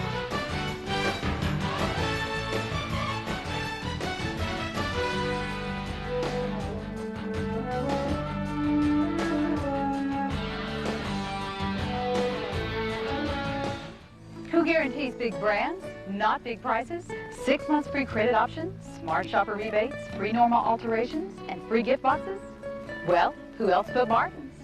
Low prices, customer service, and quality clothing for the whole family. Martin's everyday low prices are lower than department store sale prices. Ask about our free credit option. When it comes to saving money on big brands, it's Martin's Family Clothing, where service is never on sale. Ideas Plus can help you with all your embroidery, screen printing, and promotional needs. We offer a wide variety of apparel, computer mouse pads, pins, plus thousands of other items that can have your organization's name on them. Ideas Plus is a huge selection of merchandise for fundraiser projects, advertising, and to show your school spirit. Ideas Plus is locally owned and operated and has been serving the area for 7 years. We are located at 1013 Snow Street in Oxford. So when you're planning your next project, give us a call at Ideas Plus.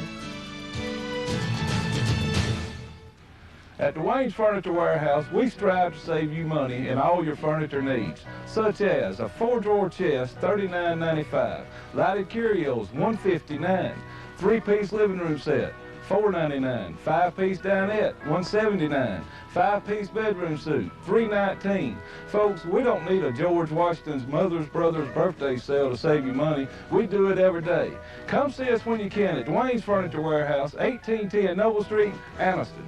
For 24 years, I've worked hard to uphold the law, but most of all, to see that every person, regardless of economic status or race, be treated fairly. Malcolm Street Jr. has a proven experience to be your circuit judge. As a conservative and Calhoun County native, he knows the importance of family values. Judge Street has worked for the betterment of our community. I was taught the traditional values of hard work, honesty, and integrity. You know him, he knows the job. Re-elect Malcolm Street Jr., circuit judge.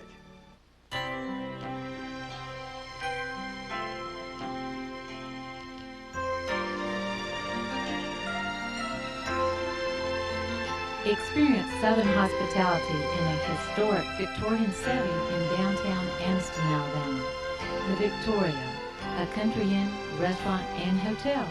For reservations, call 800-260-8781.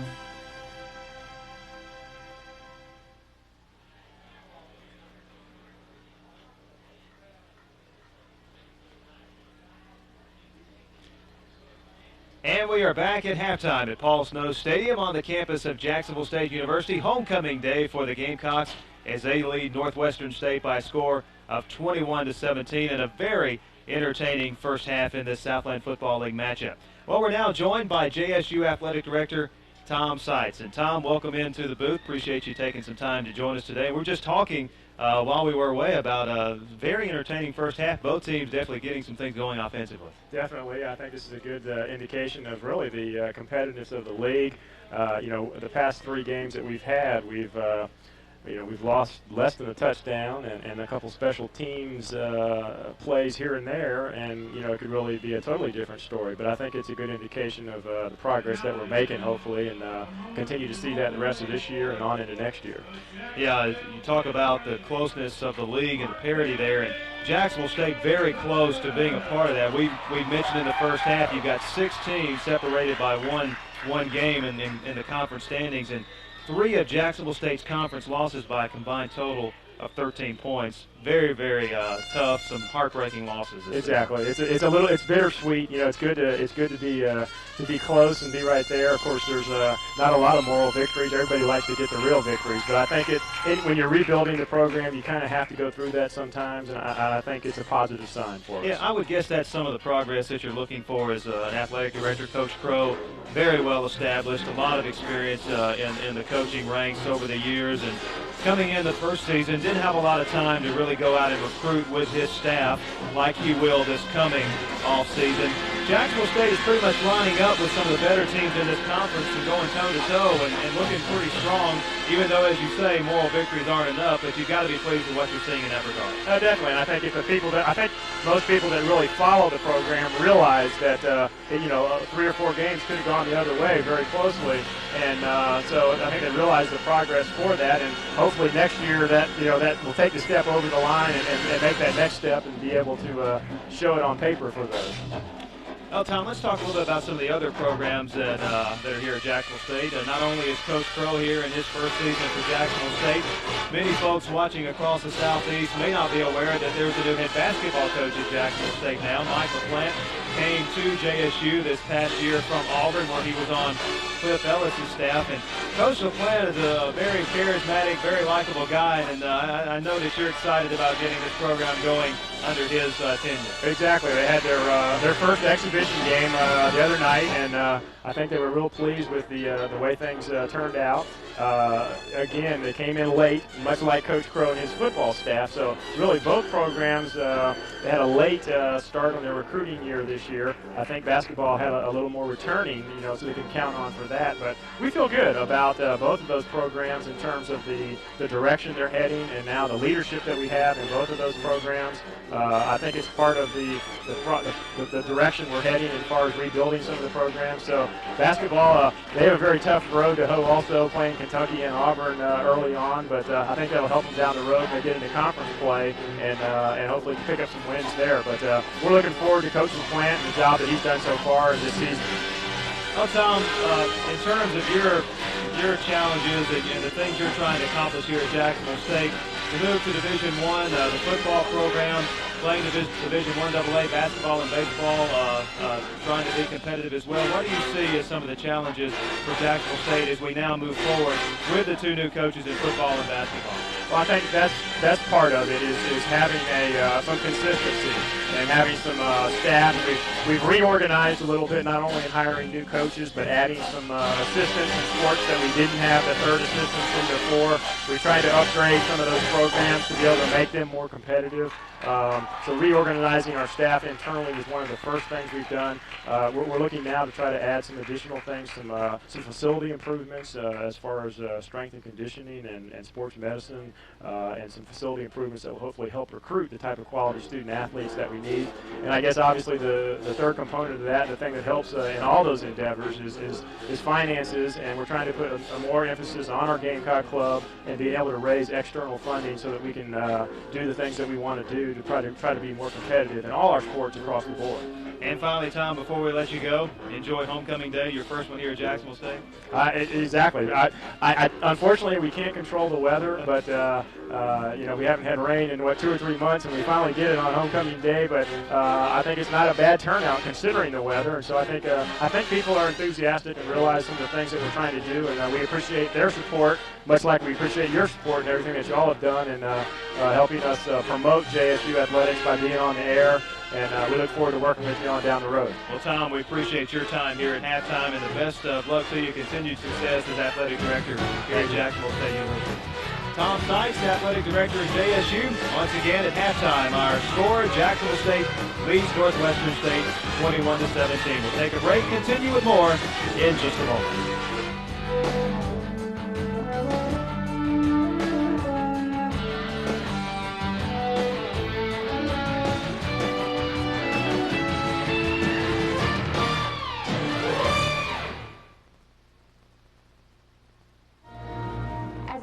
Growing up in South Africa, I dreamed of meeting my Prince Charming and having the perfect wedding.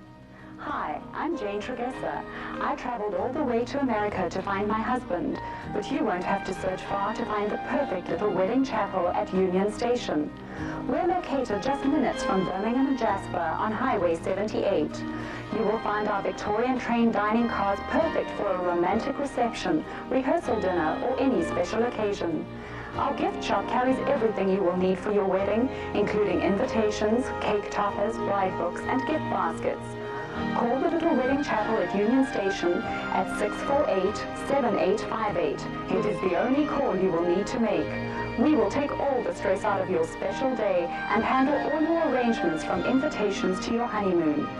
We will have a special package to suit every bride and groom. I have never found anyone as nice to be around and to treat you any kinder than Buster and Matt Moss. So if you live 30 miles or 100 miles away, I would advise you to come to Heffron and trade with them. I'm well satisfied. When I get ready to trade again, I'll be back to see them again. I'd say right quick, if a person wants to buy a car, used or new, buy it from Buster Miles, Matt Miles. They'll treat you nice.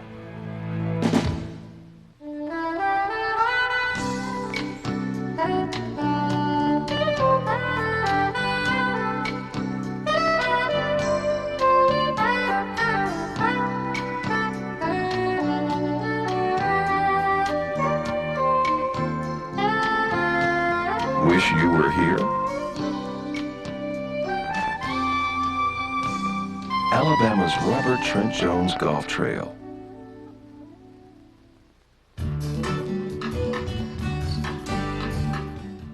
Jacksonville State is a great place to live, study, and have fun. We're known as the friendliest campus in the South. Our goal when we started over a century ago was to provide a quality education at a reasonable cost. We still do that. For more information, call Jacksonville State University at 782-5268 or 1-800-231-5291. And we are back at Paul Snow Stadium. Halftime activities continue here on a homecoming evening here on campus. Mickey Shandrick's back with you. Our halftime score 21-17. JSU in the lead right now over Northwestern State. And now we're joined at halftime by a former JSU player, Tim Suddeth, who played for Jacksonville State back in the early 90s from 90 to 94. And Tim, appreciate you taking some time here at halftime. And tell us what you think about the game so far. So far, it's been a pretty good game. Jacksonville got up early, 14-0 lead, and the Oilers came back on them. Then Jack State held them off right before halftime, so if they can keep that momentum up in the second half, we'll come out victorious. Tim, let's talk a little bit about you. People from around this area are probably familiar with who you are. Played at Jacksonville High School here in Jacksonville, then went on to play 4 years for Jacksonville State under former head coach Bill Burgess. Talk about your years here for the Gamecocks. Oh, it's great. It's great. To this day, I still watch tapes and just read different articles from back in the past. It's great to reminisce. Coming from Jacksonville High School, and playing ball here at Jacksonville State, I didn't have to go anywhere. My family was here, my friends were here, so it was a very easy transition. And just thank everybody that had the opportunity to play ball, on the next level.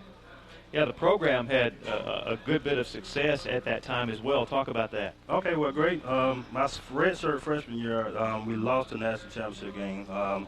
Had fortunately came back the next year and won against the same team right before they went to 1AA. So that was a great opportunity for us and also for the seniors that year, because not only was it their last year, it was also everybody else was last year to win a national championship.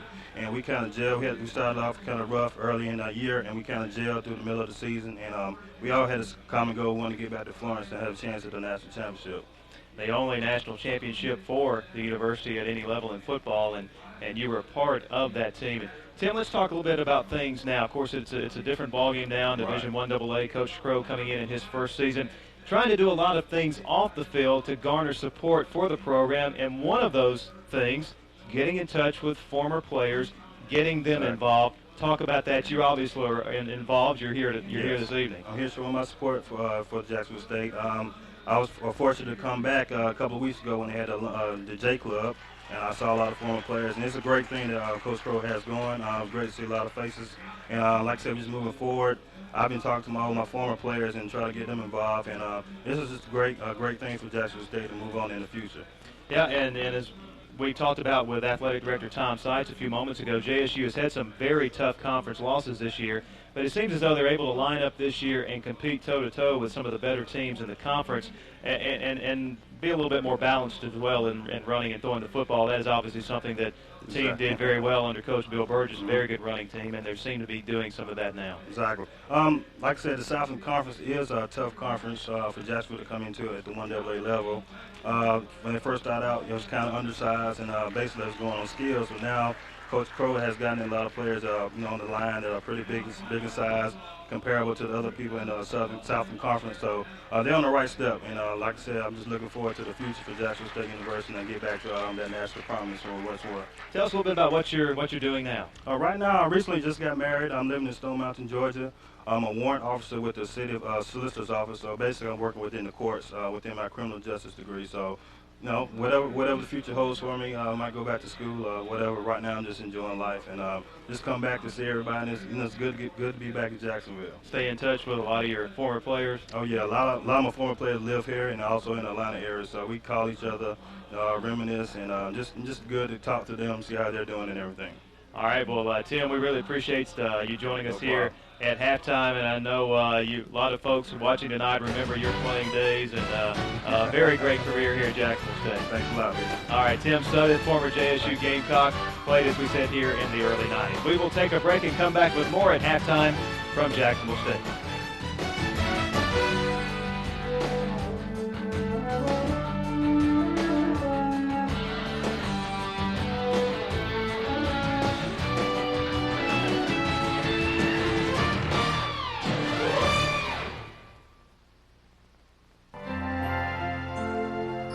I spent 4 of the best years of my life at Jacksonville State.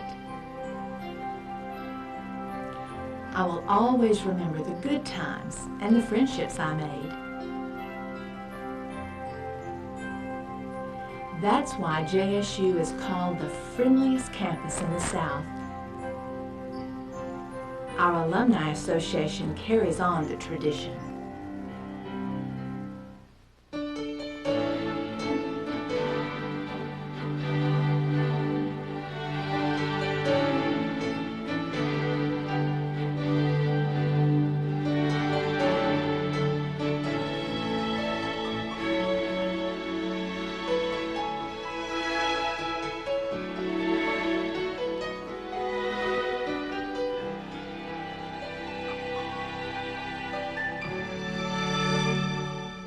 Buster Miles Chevrolet and Buster Miles Ford. I've had work done with both places, and I would recommend them to anybody. They give them good service and be reasonable about it. Every time our car needs service, we come to Buster Miles and they take care of us right away. They make you feel like you're part of a family, and we really appreciate that. Buster Miles Ford treats you like you want to be treated, whether it's service or sales. They treat you right. Get ready for another exciting season of the best football in the Southeast on CSS. Weekly games featuring schools you want to see. In-depth coaches show. An entire night of your favorite school. Tennessee on Monday, Georgia on Tuesday. On Wednesdays, it's Mississippi. Thursdays, Arkansas and Kentucky. And Alabama Friday. With more games, CSS has the Southeast covered. Saturday, a full day of live football you can't see anywhere else.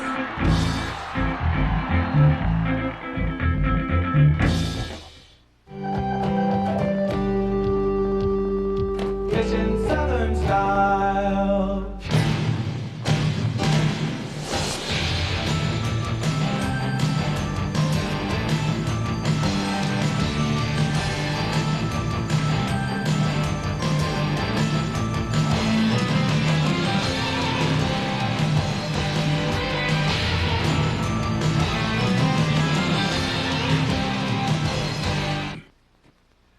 A very competitive matchup this evening here at Paul Snow Stadium in Jacksonville, Alabama. The Southland Football League matchup.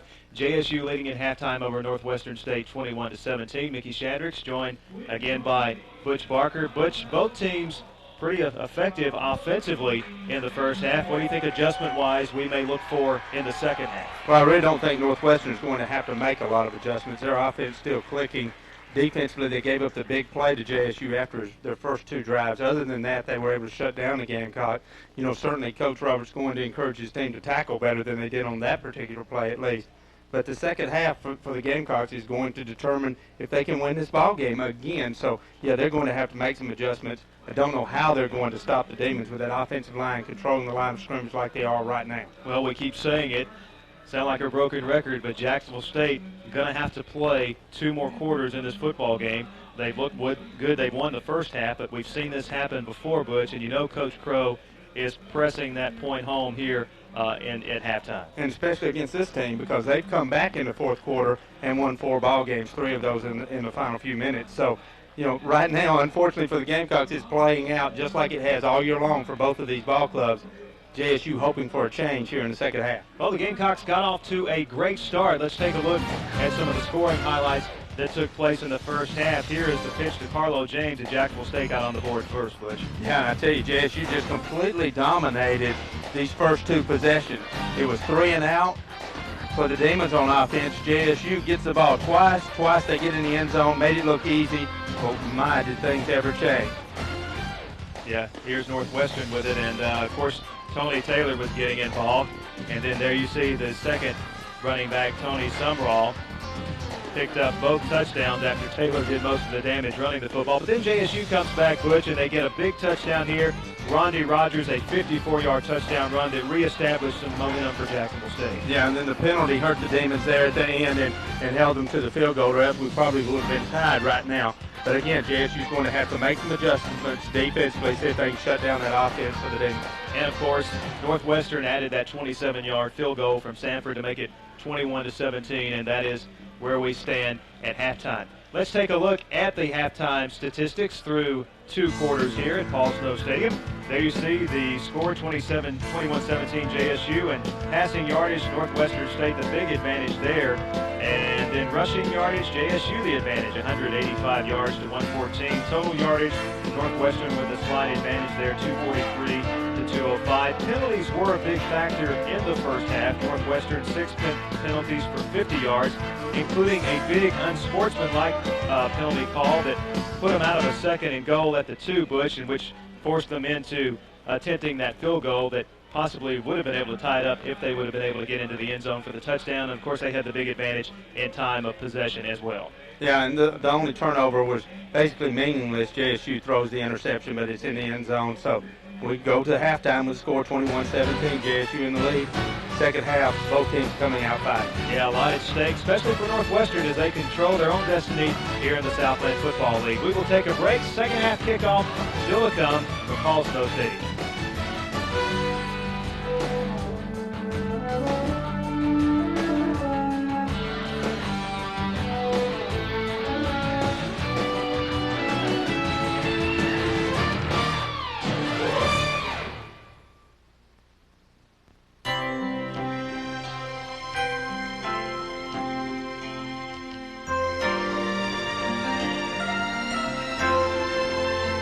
Experience Southern hospitality in a historic Victorian setting in downtown Anniston, Alabama. The Victoria, a country inn, restaurant, and hotel. For reservations, call 800-260-8781.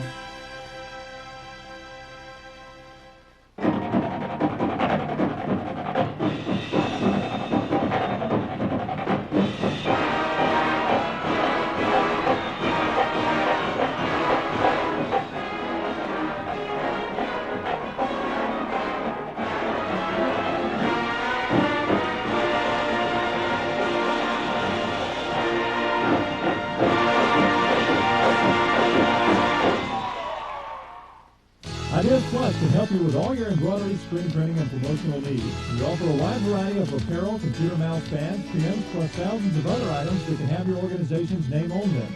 Ideas Plus is a huge selection of merchandise for fundraiser projects, advertising, and to show your school spirit. Ideas Plus is locally owned and operated and has been serving the area for 7 years. We are located at 1013 Snow Street in Oxford. So when you're planning your next project, give us a call at Ideas Plus. Are you one of the millions of American males who would like increased sexual energy? If you've been considering Viagra as a solution, consider something different. All-natural Enerx. Clinical studies show various ingredients of Enerx enhance sexual energy, increasing desire, performance, and satisfaction. Enerx is all-natural with no side effects. With Enerx, you'll feel the increased energy within minutes and with no chemicals. We're so sure you and your mate will be completely satisfied. We'll offer you a 30-day, no questions asked, full refund. Enerx stimulates sexual energy by expanding the blood vessels, causing increased blood flow to specific areas of the body. Unleash the power of Enerx now. Call 1-800-248-0072 toll-free, and it will be delivered discreetly to your home. Get results using the safe, all-natural alternative, Enerx.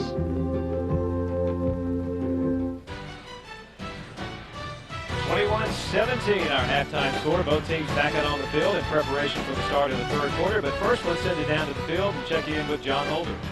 Okay, guys, we're standing here now. Jack State, of course, it's homecoming, and we have the homecoming queen with us now. This is Jenny Wyatt. She is a graduate of Pell City High School, a junior majoring in computer science, the daughter of a Judge and Mrs. Wallace Wyatt of Pell City. And congratulations on being the homecoming queen for 2000. Thank you. I'm really excited. Thank you. When they announced last night and called your name, describe that. I can't describe it. It was so unreal. I didn't think I had a chance. I was so excited. What does it mean to you to represent this first year of the new millennium, the year 2000, to represent Jack State as homecoming queen? I'm just so excited. I love Jacksonville. I'm an ambassador and a ballerina, and I try to do everything I can, and I hope I'm representing well. You got a break from being a ballerina today, huh? You didn't have to get out in the rain and all that, right? Yes, sir, but post-game is coming up, so I'll be changing and performing then. She's going to change uniforms. Jenny Wyatt, she is the homecoming queen 2000 at Jacksonville State University. Thank you once again, and congratulations. Thank you. Back up to you guys.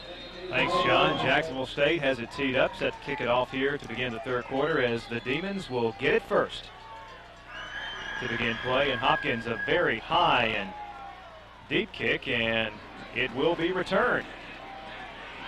And a good return it is for Northwestern's Jeremy Lofton as he gets it out across the 30 to the 31-yard line. Boy, these guys are very impressive on their special teams. Almost broke another kickoff return.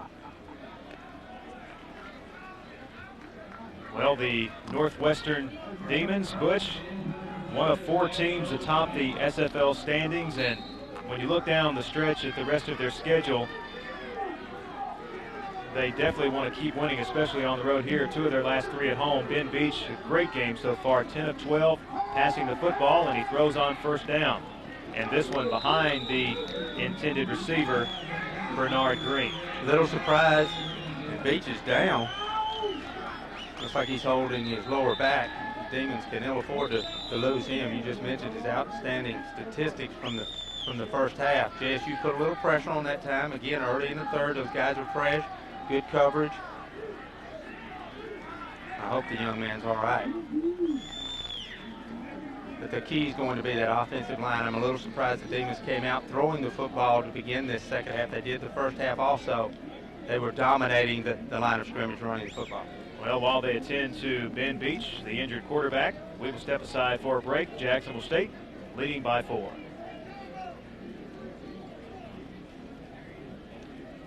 I've known Buster Miles and his family all my life. My father worked for him for many, many years as a mechanic. My father always had, nothing but good things to say about him and his dealership, and that's how you know him, is by, working with him. They've been good to me. They took care of my vehicles, and they'll do the same thing for you. They have a great team. Teamwork is important in whatever you do, and they have it here. In town to watch the Gamecocks? Well, come on in to Cooter Brown's Rib Shack. Cooter Brown's, the recent winner of a Taste of Calhoun County, has delicious tender baby back ribs, barbecue pork, hot wings, chicken served only the way you want it, and much, much more. Cooter Brown's has a wide variety of domestic and imported beers. We are open for lunch and dinner Monday through Saturday, and we are located on Highway 204 in Jacksonville, Alabama. So when you're in the mood for some good food, come on in to Cooter Brown's Rib Shack. Good ribs, tasty butts. $100,000 could be yours just for listening to the radio. It's the $100,000 Triple Play and Classic Hits. Z93.1. Listen for the $100,000 Triple Play. Leonard Skinner, Sweet Home, Alabama. Give Me 3 Steps and Freebird. When you hear the cue to call during the Triple Play, be the 25th caller toll free at 1-866-333-PLAY. Caller 25 will win $100,000 in cash. Listen for details and listen for the $100,000 Triple Play on Z93.1. Oh, there you get a look at Aubrey Jones, the backup to Ben Beach, and not a lot of playing time this year. There you see his numbers through 8 games for the Demons. He'll be called upon now to take over for Beach. 2nd down and 10. And here's Taylor, and a big gaping hole.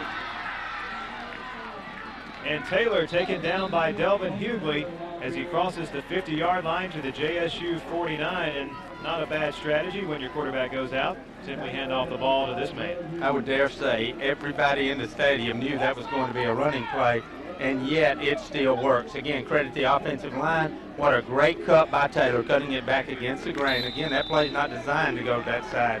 That's just a great read by that running back. 1st and 10 at the JSU 49. And another handoff to Taylor. Breaks one tackle behind the line of scrimmage, but Tommy Rice able to clean up and take him down there at midfield for a loss of about a half yard. And Butch, you've mentioned it several times, and for good reason. The offensive line for Northwestern State has done a great job of opening some holes. And normally when you have a runner like Taylor with the kind of numbers he has coming into this season, you expect that he's getting some good holes opened up for him. Yeah, and he really is. But right now, again, early here in the second half, the Gamecocks getting a lot more people around the football and getting some penetration. What happened in the first half was toward the end, especially that second quarter, the Gamecocks began to tire. 2nd and 11, option play, and Jones is taken down by JSU's Broderick Miles, a freshman out of Birmingham, Alabama. A couple of yards on the carry, so it will be 3rd down and long. A situation where the Demons had a lot of success in the first half. Right now, the Gamecocks certainly need a stop on the other side. The Demons need to keep this drive alive, and it looks as though, I thought Beach had come back in the game, but I'm sorry, I mistook that number. So it will be Jones at quarterback. 3rd down and 8 yards to go. Let's see if the Demons elect to put it in the air. Jones back to throw. And gets the pass away. Incomplete, however, as a flag comes in. The intended receiver was Tony Taylor out of the backfield. And the flag is huge. If this is defensive holding, it's an automatic 1st down. Of course, if it's against the Demons, the Gamecocks will decline. Big call coming up. It is defensive holding against the Gamecocks. Boy, and I tell you, that is just not smart. The quarterback's in trouble. He's not going to be able to throw the ball very accurately. You hold the receiver, and you get caught in this situation, and it's going to be a 1st down. Jones had some time initially. And Boyd was after him, and I'm going to tell you, if that's what they call the holding on, that's not a very good call. You're allowed to put your hands. It's not basketball. You can't put your hands on the guy when he's running across as long as you don't hold him. There was no holding there. That might not have been what the official called it. And Beach is back in the game now. Hands it off to Taylor, and he slips down as the steady drizzle we've had the entire afternoon may start to dampen this field a good bit. Play gain, nothing, will be 2nd and 10. And a lot that made Taylor slip then was that wall of red jerseys that he was about to run into. Good job defensively by the Gamecocks that time. You'll see there's literally a wall of red jerseys. No place at all for Taylor to go. Taylor now up over 130 yards on the day. 2nd and 10. And here is the pitch to Taylor, trying to get outside, and cuts it back up for a gain of close to 5 yards to the Gamecock 34, which will set up a possession play for the Demons. Taylor impresses me so much. I mean, you've seen all the things he's done, but even on a play like this where he really doesn't have a lot of room to run, he turns it up and makes the most of it. Look, there's no room out there, so he cuts it up, sees the lane, what there is, and gets all you can get. And that's all you can ask from the guy. Like I say, this guy has the talent and certainly the fortitude, I think, to play on the next level. His jersey has definitely changed colors since this game began. And on 3rd and 5, the officials talking something over here. Maybe have some. Tarsha James is coming out of the game. An official calling the timeout here. Yeah, I think it's an injury situation. Tarsha James is favoring his right arm and to come out of the game. There you see James on the sidelines. So now we're ready to go. 3rd and 5. And a mix-up for the Gamecocks, and they better hurry.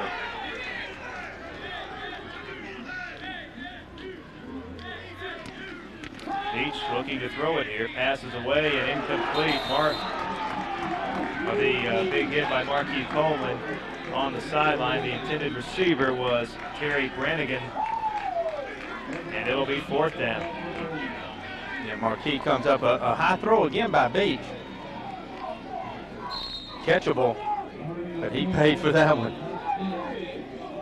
right at the first down marker. Had he caught it, it would have been very close. On 4th and 5, looked as though Northwestern was going to go for it, but we got a timeout called by Jacksonville State. This is a big play in the second half already. Opening drive of the second half. 11:23 to play in the third quarter. JSU still in the lead, 21-17.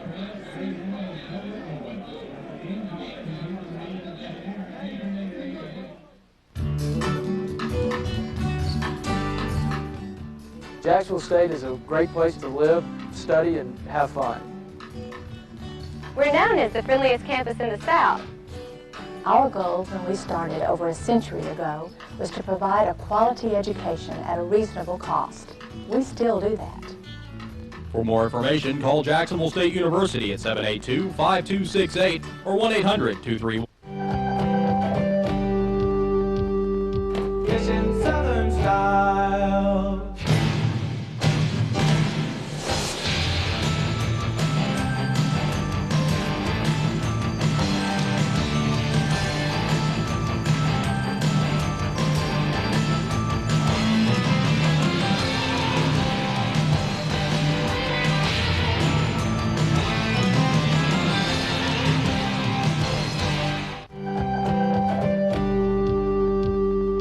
Kitchen Southern style.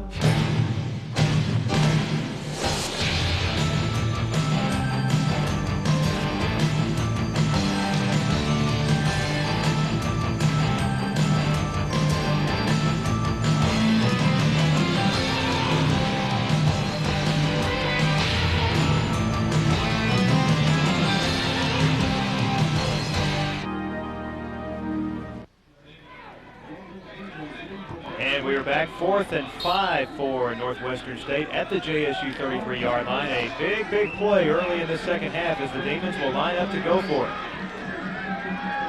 Beach loads up the shotgun. 4 receivers in this formation.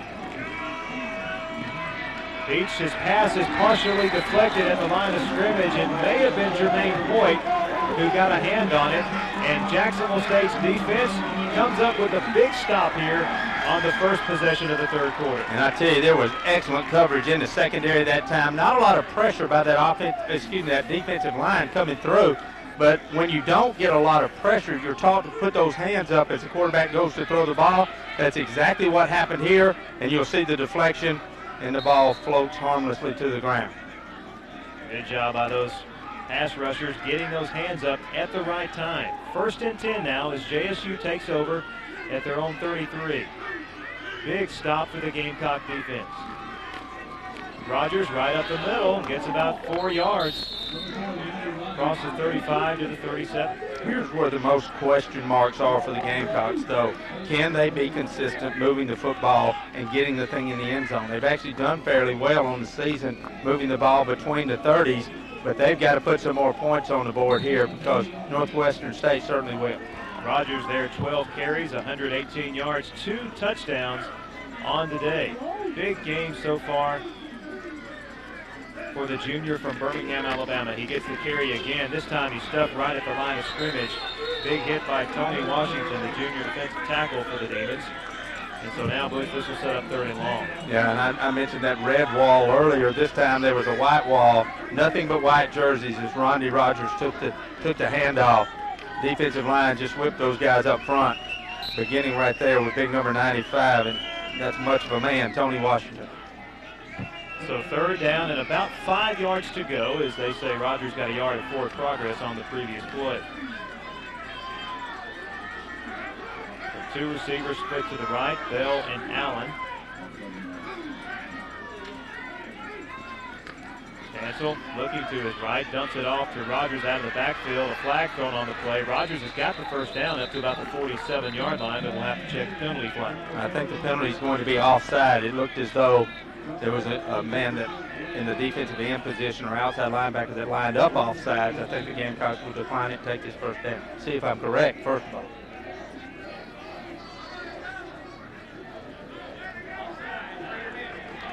And that is the call against Northwestern. Offsides declined by JSU, and the Gamecocks get a first down. Again, JSU much more efficient picking up these third down situations. You've got to do that if you're going to keep the drives alive. JSU not really a big play offense, so they try to sustain drives. You're going to have a lot of third down situations. You must convert on those if you're going to put points on the board. They did their initial conversion here in the second half. They're going to have many more if they're going to put this thing in the end zone. So first and 10 for the Gamecocks. Substantial option play. Rogers cuts it back. Good yardage on first down. Ducks his head and drives forward inside the 45-yard line. Terrence McGee, the defensive back, made the tackle for Northwestern. Let's get an injury update from down on the field with John Holden. An injury update on the Tarsha James. He had a cut on his hand. There was blood flowing. Because of the blood rule, he had to come out of the game. They taped it up, got it sealed up. That's the reason he was back in the game so quickly. So he should be just A-okay. But they were looking with his hands there because the tape around his hands, they were worried a little bit about the flexibility. Could he grasp and move the hands and catch the football? He could. He went back in the game. Back to you guys. All right, second down and a yard for JSU after that 9-yard run by Rogers. Rogers once again gets the call and very close to the first down marker at around the 43-yard line up Northwestern. Not a lot there, but they didn't really need a lot. We'll see if it's enough for the first down. On the previous play, Rogers made a nice cut on that option play. And Rodney's coming out. It looks like an equipment problem with his helmet as the official calls for a medical. Well, they needed to get right to the 43-yard line, and the ball is spotted very close to that line. Mentioned in the second quarter when Northwestern was in a similar situation, though much closer to the goal line, that if you don't make it here, there's so many things that can go wrong in these wet conditions, but it looks like it's enough for the first down. So 2 straight first downs for JSU on their first possession here in the third quarter as they're mounting a drive here. And big possession. They stopped Northwestern to open the third quarter. Now they're marching down. Everything big here in this second half. Such a close ball game. As we get near the end of the ball game, as it gets closer and closer, everything magnified, good or bad.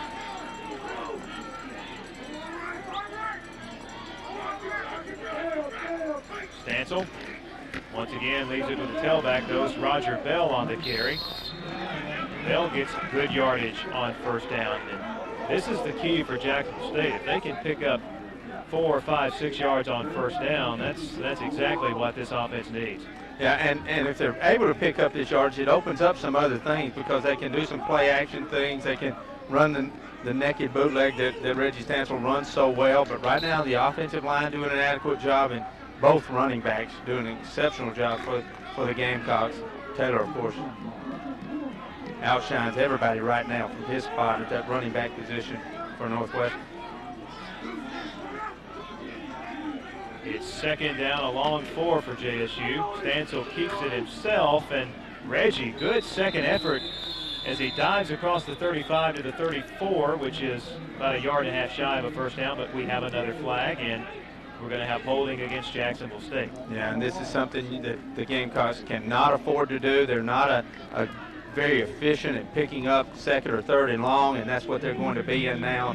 Penalized from the point of the foul. That'll make it about, second down and 15, I think, after the penalty is marked off. Not a good situation. Mistake by the Gamecocks. Certainly going to help the Demons here. See if the Gamecocks are able to overcome it. They have not, again, had much success doing this thus far this year. Such a big game going down the stretch here for both of these teams. Now, for different reasons, Jacksonville State, after some tough holding on the offense, 10 yards from the spot of the foul, repeat second down. Some tough, close conference losses. This would be a huge boost to get a win at home on homecoming against one of the first-place teams in the league. But on the other hand, for Northwestern, they're fighting to stay atop the standings, and they're still definitely in the thick of it for a conference title. Yeah, this is big for both of these programs. Like you say, different reasons, but both of them need this win desperately. Second and 14 after the penalty. Backed up to the 47-yard line is Jacksonville State. Stancil looking to put it in the air. Got his pass away too high for Herman Bell down at the 33-yard line. I tell you, Reggie was rushed. He had to throw that ball a little bit before he wanted to. Bell had not come out of his break. The ball was thrown just a little high. you really can't put the blame there on Stansel because, again, he has to let go of this ball right when he does, or else he's going to get creamed, resulting in the high throw. It's a nice route by Bell. He was open, but, again, the pressure results in the incompletion. So it will be 3rd and 14.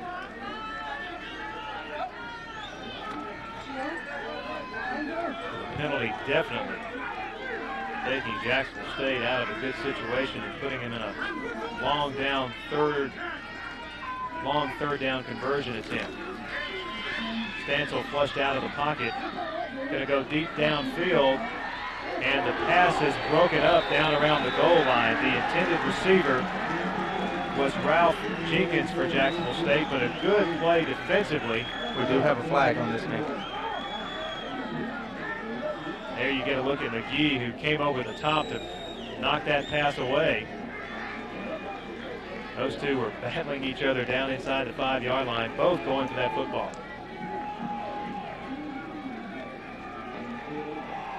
We'll have to look for the call. I have no idea. And there it is.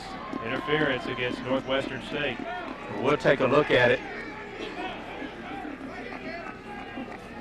Looked like good coverage. We'll see if we can pick up where the interference takes place. I do see that the contact was made a little early. It does appear, though, that he's going to knock the ball away. Interference on the defense. 15 yards from the previous spot. Automatic first down. That's a tough call to make. You know, you love that if you're on JSU sideline. You hate it if you're on the Demons. It's a pretty good play defensively. But again, there was a little contact prior to the ball getting there as he put one hand on the shoulder, went up to knock the ball away. 7th penalty on the day for the Demons for 65 total yards. Penalty gives JSU a first down at the Demon 32. Ronnie Rogers back with it. Rogers pushes forward for another big gain on first down. That ball came shooting out of there. And it looks like they're going to give it to Northwestern State. You know, early in the season, Ronnie had some problems with dropping the football on the ground, and it almost always happened in situations like this where he is struggling to make extra yards, and those guys are reaching and grabbing for the football when literally he's pretty much stopped. It's not that you don't want to give that extra effort, but right there at the end, you got to get both hands on it and go ahead and go down. You can see it pops out. Alertly, Northwestern State jumps on the football, and they'll take over possession. First fumble of the game for Jacksonville State. Beach now will throw it long on first down. Delvin Hughley there for the interception at the 32-yard line. Surprised by the call. Northwestern again dominated the line of scrimmage for the entire second quarter. They come out and on both of their drives here in the second half, they put it in the air on the first play of those drives. This ball very much underthrown. Delvin Hughley playing center field catches this about like it's a punt. JSU gets the ball right back. Of course, they don't have that great field position there. Demons going for the big play on first down, and Hughley made them pay with the interception, so Jacksonville State takes back over, but way back at their 32-yard line. Yeah, I'd love to see JSU come out with a play-action pass here. They've had so much success running the football here in this second half. You've got to think that would be set up. Again, 8 men in the box defensively for the Demons. By the way, Hughley's second interception of the season. Ronnie Rogers taken off his feet behind the line of scrimmage at the 28-yard line. Great penetration that time by the Demons. Ahmad Willis, a sophomore out of Quitman, Texas. Yeah, you know, ideally the Gamecocks would love to keep the ball on the ground, run the clock, and maintain this lead. Of course, get some points on the board, but I just don't think they're going to be able to do it with all the time running the football. They're going to have to throw on first down some and those types. Not exactly what they'd like to do, but I think they're going to have to in the second half. Again, this offense for the Demons is extraordinary, and they're going to score some more points in the second half. The Gamecocks are going to have to do that also. JSU looking very confused coming out of the huddle here, and they're going to call a timeout. And that will be their second timeout here in this third quarter. And we will go to break with Jacksonville State clinging to a 21-7 lead. Back to Paul Snow Stadium in just a moment.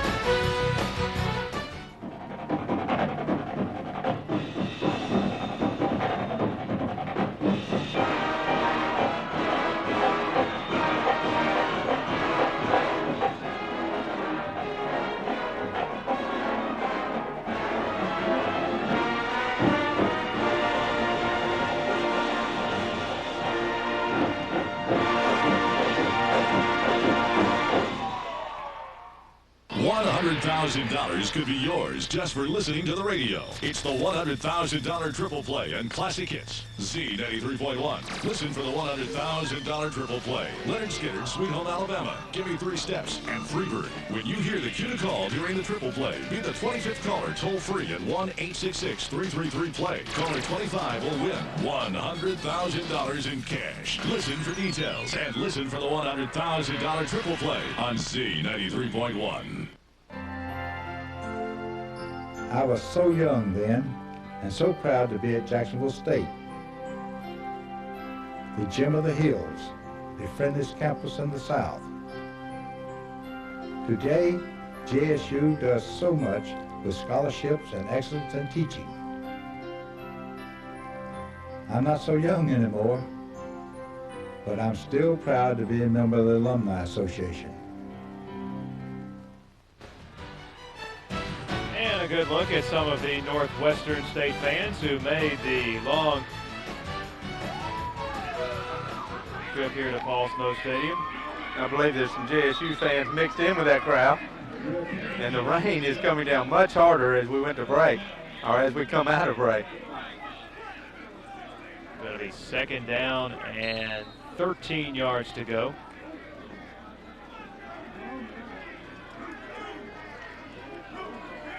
Three receivers in this formation for Stansel. He'll run the option.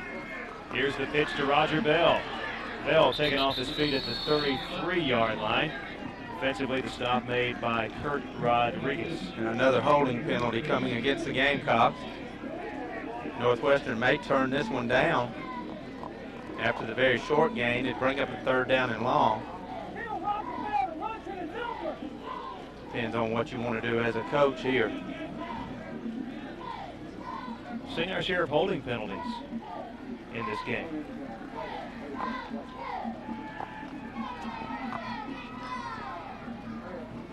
There, a good look at our referee, Robert Watson. Holding. Offense, 10 yards. Spot of the foul. Repeat, second down. The Gamecocks now certainly in a position they didn't want to be in. Second down and a long ways to go. Which you would definitely term an obvious passing situation, which makes the pass not a real strong option. Yeah, well, normally JSU runs the draw or the screen here. You certainly don't want a turnover, but at the same time, you don't want to give the ball back to the Demons. They'll leave it on the ground to Roger Bell. Bell fighting for yardage out to the 24-yard line, taken down by Northwestern's Judith Sylvester, and that will set up third and still very long. Yeah, JSU trying to get part of it there where it becomes maybe a makeable situation on third down. Like you say, it's still going to be third down and maybe 18 to go here.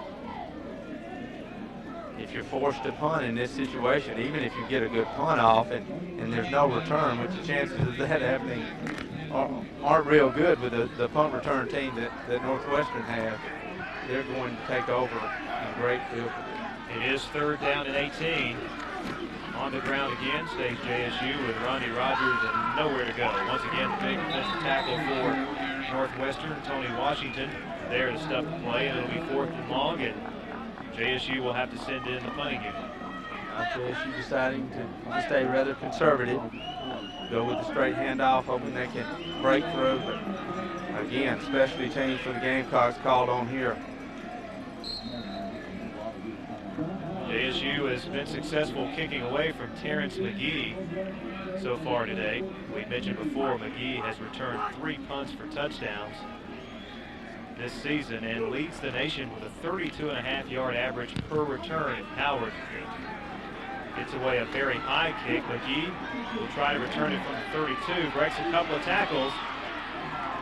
And JSU gets to him and takes him down at the 44-yard line. Bentwan Taylor, a freshman out of Dublin, Georgia, hustling down on special teams to make the stop. But Northwestern will have very good field position at their 44-yard line. Great punt by Howard. It was good coverage as far as getting down there when the ball was caught by McGee, but poor tackling by those first two guys enabled Terrence McGee to break it upfield for, again, great field position for the Demons.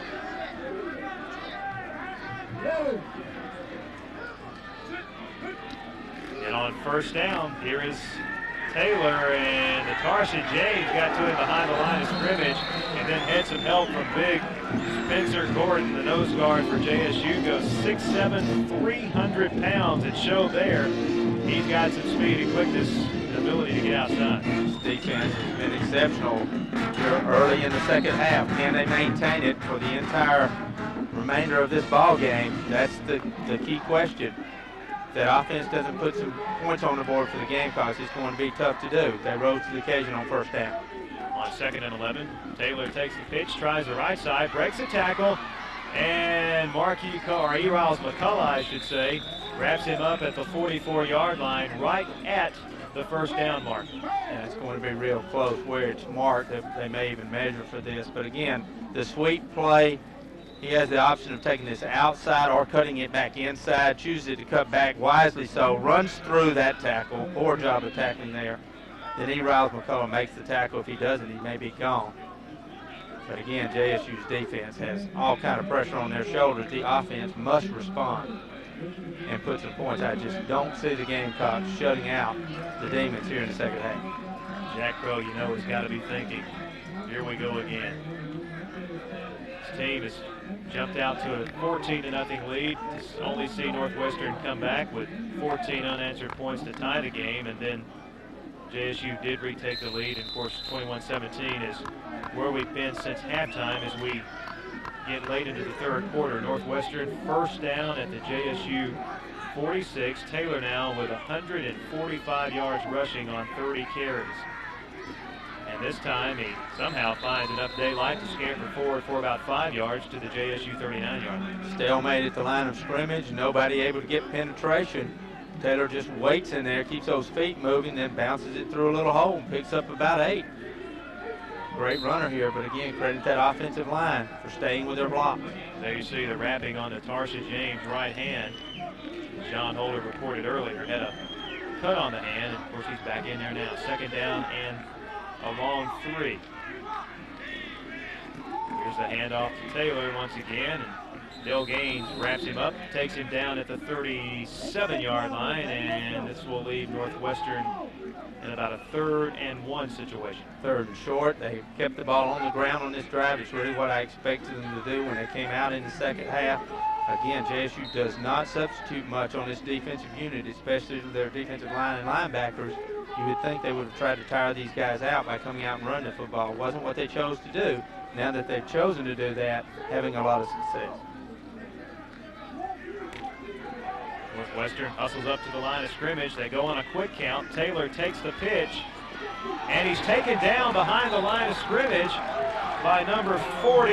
That is Broderick Miles, and Northwestern coming out trying to fool the Gamecocks on a quick count, and JSU was ready. Do you go for it here? That's the question for Coach Steve Roberts. Nice play by the Gamecocks defense. Don't jump off sides, guys. You got 4th down and less than 5. You got to stay on your side of the line of scrimmage here. But an excellent job defensively. Not much continuity as they tried to rush to the line of scrimmage and get that play off. What a big play by Miles. There you see him, a freshman out of Birmingham. Northwestern looked to have some momentum on that drive, but it stalls at the JSU 39, and now Northwestern with some confusion on their punt team. They've got a guy on the sideline. It was a fake punt situation where one of the guys is leaving the game, and he doesn't run completely off the field, hoping to catch the Gamecocks off guard. JSU would have none of that, and they had it covered, resulting in the timeout. So 2 very disciplined plays here on defense for JSU on the 3rd and short on a quick count, and then here on the punt return team. Well, you could tell they were missing an up back. The formation looked a little unbalanced. I said the timeout. It was a delay of game penalty is what it resulted in.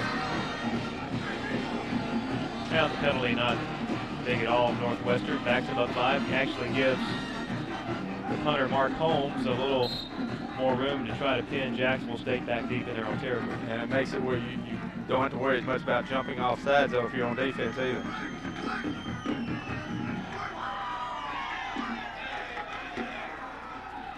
Good snap to Holmes. And kind of kicks it off the side of his foot. It's not exactly the punt he was hoping for, and the official will spot this one at around the JSU 20-yard line. Actually, maybe the 26-yard line.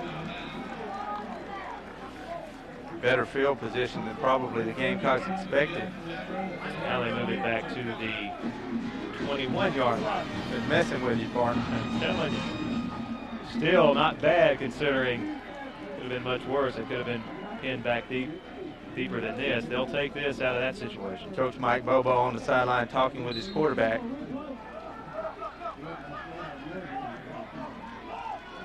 So 1st and 10, Jacksonville State, as we're down near a minute to play in the third quarter. Here is Rogers, and nothing doing on 1st down. I just don't think JSU's going to be able to line up and pound it at the Demons. They're just so strong in there. The Gamecocks outweighed. Like I say, from a strategy standpoint, you'd like nothing better than to be able to do that. Well, after both teams putting up a combined 38 points in the first half, it looks as though, barring a big play, we're going to finish this third quarter with neither offense being able to put any points on the board. 2nd down and 10.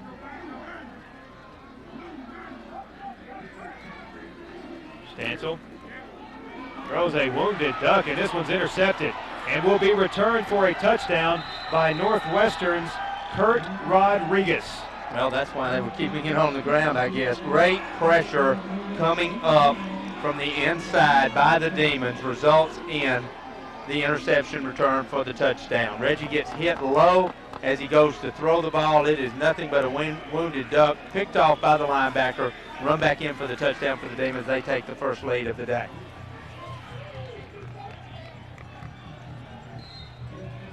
You'll see the pressure coming. Well, you actually didn't get to see it. It came down low. Reggie was not able to complete that throw.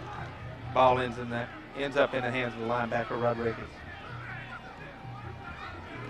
And the extra point attempt from Sanford is good. So Northwestern State has grabbed the lead for the first time this afternoon.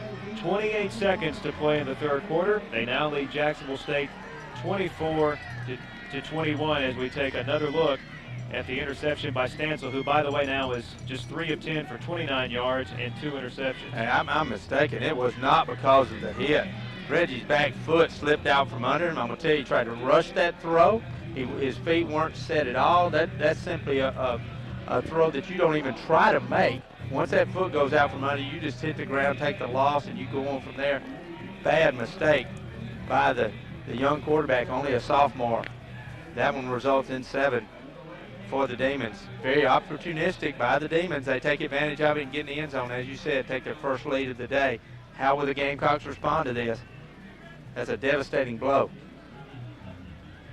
Definitely, that is the big question. How will JSU respond to falling behind for the first time this afternoon on such a tough play? Yeah, Reggie has played well thus far in the ball game, but that one again, very ill-advised throw.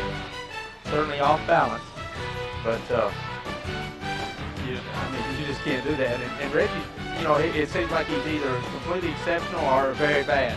And join us, Jacksonville State against Troy State, coming up on Saturday, November the 18th. Always a fun event when those two major rivals hook up. Here is Herman Bell on the kickoff return to the 26-yard line with 19 seconds now to go in the third quarter. JSU will take back over 1st and 10.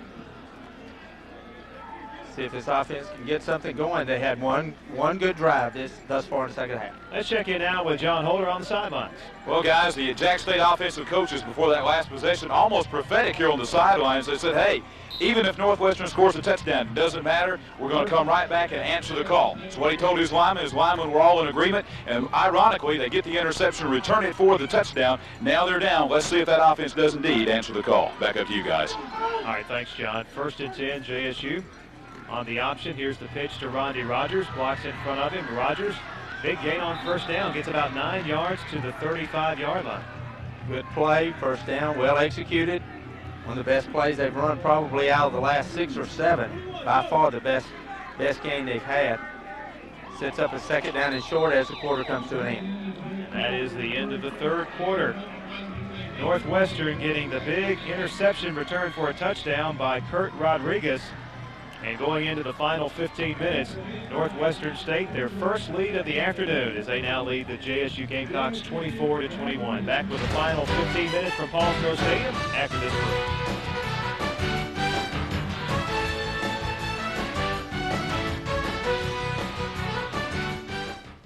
In town to watch the Gamecocks? Well, come on in to Cooter Brown's Rib Shack. Cooter Brown's, the recent winner of A Taste of Calhoun County, has delicious, tender baby back ribs, barbecue pork, hot wings, chicken served only the way you want it, and much, much more. Cooter Brown's has a wide variety of domestic and imported beers. We are open for lunch and dinner Monday through Saturday, and we are located on Highway 204 in Jacksonville, Alabama. So when you're in the mood for some good food, come on in to Cooter Brown's Rib Shack. Good ribs, tasty butts. For 24 years, I've worked hard to uphold the law. But most of all, to see that every person, regardless of economic status or race, be treated fairly. Malcolm Street Jr. has the proven experience to be your circuit judge. As a conservative and Calhoun County native, he knows the importance of family values. Judge Street has worked for the betterment of our community. I was taught the traditional values of hard work, honesty, and integrity. You know him, he knows the job. Re-elect Malcolm Street Jr., circuit judge. I have never found anyone as nice to be around and to treat you any kinder than Buster and Matt Moss. So if you live 30 miles or 100 miles away, I would advise you to come to Heffron and trade with them. I'm well satisfied. When I get ready to trade again, I'll be back to see them again. I'd say right quick, if a person wants to buy a car, used or new, buy it from Buster Miles and Matt Miles. They'll treat you nice. Every time you visit, every time you look, there's something big going on. Shopping's Mall.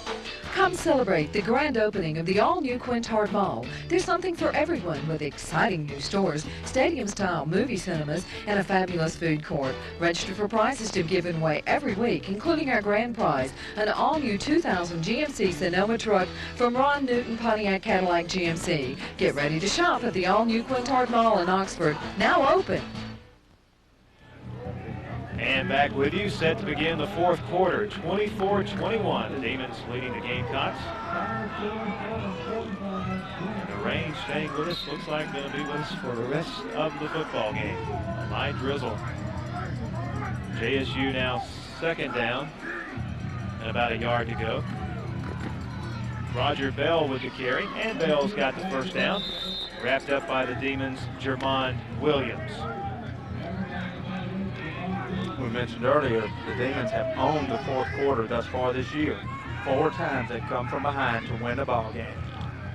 Took the lead here late in the 3rd quarter. JSU now has to respond. First time the Gamecocks have trailed all day. And they've got a new set of downs at their own 38-yard line. Rather dejected look on the faces of the home folks there. Big handoff. Stansel almost had that one intercepted as Judith Sylvester was running step for step with Ronnie Rogers. I'm going to tell you, that's a mistake.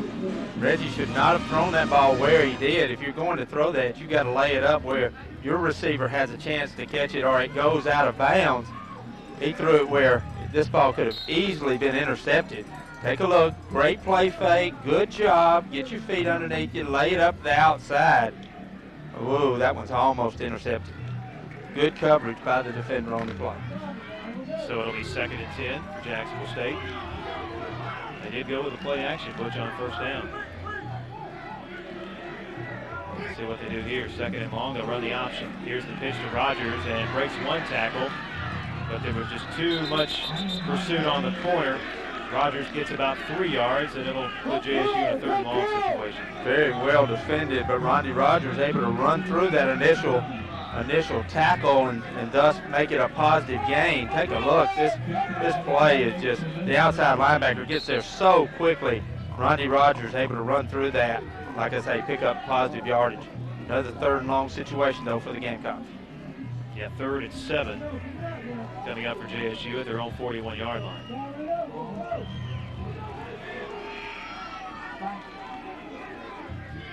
Bell splits out to the right. Stancil, 3-step drop, gets his pass away to Herman Bell. And the official is going to mark him, I believe, just short of the 1st down. You know, fairly well executed. You got a wet ball, but if you throw that one a little higher, then Bell's able to catch it and pick up the 1st down yardage. They're going to be short here. I tell you, this would be a very gutsy decision if Coach Crow and his staff decides to go for it. It's a good yard short of the 1st down yardage. Saw Coach Crow motioning short distance. Wanted to see Stancil a little better throw there to give Bell an opportunity to run for the 1st down. This is Bell's 3rd reception for 26 yards. He needed it to be 28 yards. Well, they are going to bring the chains across for a measurement, but it does look as though he's just short. Yeah, like I say, I think he's going to be short by about a yard or more. And it's going to be a tough decision for head coach Jack Crow. Stretch him out about a yard. So JSU at their own 47 early in the 4th quarter, and Coach Crow will not gamble here. He will send in Howard in the punting team. And you can't blame him for doing that, but now again the pressure goes back to your defense. They need to come up with a stop, try to give this offense the ball back in better field position. And as we get later into this ball game, you know those guys on defense are tiring for the Gamecocks. Late in the 2nd quarter is when the Demons completely dominated the line of scrimmage and had so much success running the football. So there's Howard. Set to kick from about his 33-yard line, and once again McGee back at the 10. You know Howard's going to angle this one to the sidelines to keep it away from McGee. Here's the kick. Angles toward the right. It hits at the 20. Takes a very good JSU roll inside the 5 to the 4, and it could not have been executed any better for John Howard. Yeah, and Howard with 15 punts that have been down inside the 20-yard line coming into today's game. Well, we'll take a break. JSU still trailing Northwestern 24-21.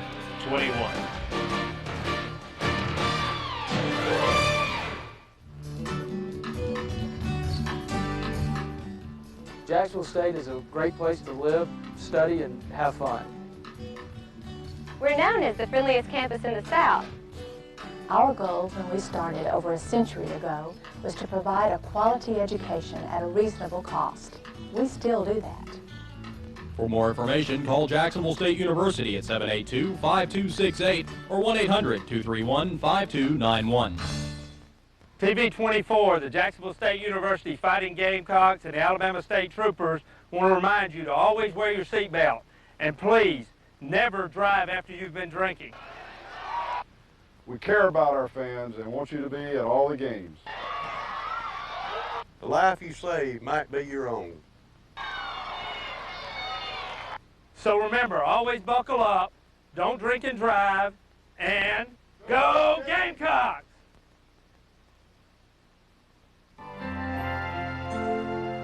Remember when we were undergraduates at Jacksonville State?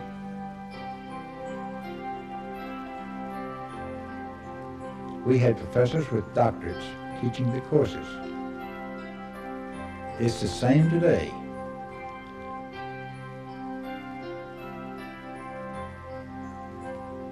The Alumni Association helps support these high academic standards. Back here at Paul Snow Stadium, Fans on homecoming day. 24-21 Northwestern trying to rain on the Gamecock parade, but we still have about 12:48 to play in the game. JSU effectively pinning Northwestern back deep inside their own 5-yard line as we get set for the Gamecocks to go on defense and Northwestern to try to put something together here with a 3-point lead. Quickly out for the play from the sideline, and Taylor gets the handoff, stuffed right at the line of scrimmage and driven backward. Good surge, Jermaine Hoyt. There you see him at the bottom of the pile. And Hoyt, a big man up front for JSU, goes 6'1", 290. Good play on first down by the Gamecocks defense. Like I say, an outstanding offensive group for the Demons.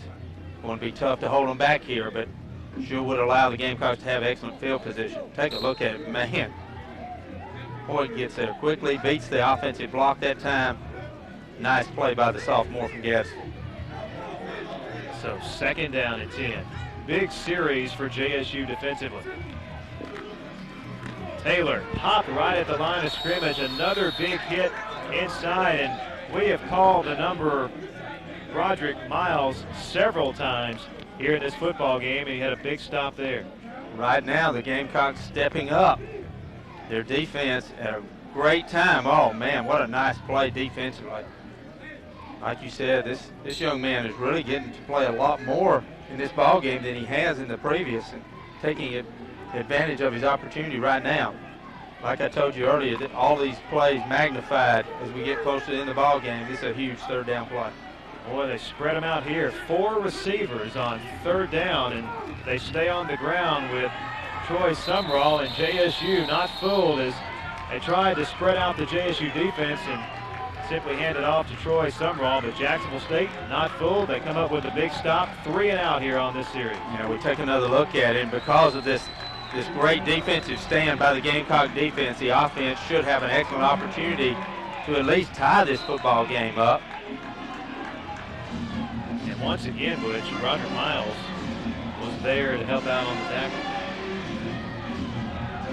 Mark Holmes, an excellent punter. He leads the conference with a 42 yards per kick average.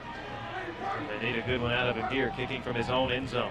Staring at Delvin Hughley back at the 50. And Hughley with a chance to return it. Delvin down the sideline. And upended by Mark Holmes, the punter, who made an outstanding tackle as it looked as though Hughley might have a chance to return that one for 6. Yeah, Hughley, again, one of the leaders in JSU history in punt returns. You can see why. He hasn't had a lot of opportunities this year. Small gap, he hits it quickly, turns on the jet. And again, the punter makes the tackle. JSU will start just outside the 10-yard line. So Hughley, the senior from Anniston, Alabama, giving his offense outstanding field position here. 1st and 10 at the 11. Here is Rondy Rogers. Rogers on his feet down to the 1-yard line. Boy, that was a good job up front by the Gamecocks. Opened up a gaping hole that time. Rogers took advantage of it, almost got to the end zone. Gamecocks knocking on the door to take the lead. Here we get another look at the play, Bush. Good lead block by Carlo James. Oh, nice job by the big fullback. Got to give that linebacker credit, though, for coming over and dropping him short of the touchdown. That's blocks. Career high rushing yards today for Rondy Rogers, 151 yards on the day. His previous career high was against Sanford earlier this year, where he rushed for 134 yards. And there you see JSU just inches short of a 1st down. But it's only 2nd down, so they're probably not that concerned about that right now. Looking to get this thing in the end zone, and you can bet the guys on the home side hoping Rogers puts a lot more yardage on that total of his career best as this game wears on. It's a great situation for JSU. We've talked about this before. You love to have it where you can get a 1st down right at the goal line. Yeah, and Stansel, an excellent runner at quarterback, too. Again, Mike Bobo on the sideline, former Georgia quarterback, now the quarterback coach for the Gamecocks. So it'll be 2nd down. And as you saw a moment ago, just a couple inches, JSU can get a 1st down at the 1-yard line. Rogers taken down for virtually no gain by Roy Locks, a sophomore out of Orange, Texas. Big defensive tack. Big defensive stop. The Demons going to sell out against the run, and as they should. I mean, when you're this close, you really don't have any choice. See if this is enough to pick up the first down. And it's not. So now you've got a third down situation, so it's getting more critical for the Gamecock. And they go with two tight end set. Everybody stacked inside. Stansel keeps it himself, and Stansel gets into the end zone. That's a gutsy call by the Gamecocks, a very good call. Again, the Demons selling out against the run. You have to in that situation if you're hoping to come up with a stop. Stansel makes the good fake and then runs to the corner and gets in the end zone for the touchdown. Gamecocks regain the lead. Nice fake by Reggie Stansel. Nice fake by Rondi Rogers. Stansel able to get into the end zone. Stansel's first rushing touchdown of the season. There you saw the scoring drive for Jacksonville State, and a big one that it was. Howard tacks on the extra point, and JSU has rebounded to regain the lead. 28-24, 9:31 to play in the football game, and a big confidence boost for Reggie Stansel after throwing that interception earlier in the second half. We'll take a break with JSU in the lead by 4.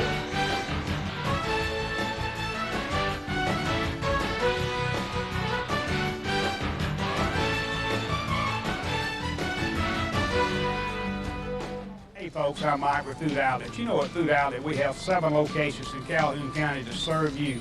And yes, we can save you $20 a week and more on your total food bill when you shop with Food Outlet. That's like a free tank of gas every week when you shop at Food Outlet. You'll find the brands you know and trust. The best meat, the best produce, the best dairy and frozen to be had anywhere. Come to see us at Food Outlet. You'll save dollars. And thanks. We appreciate your business.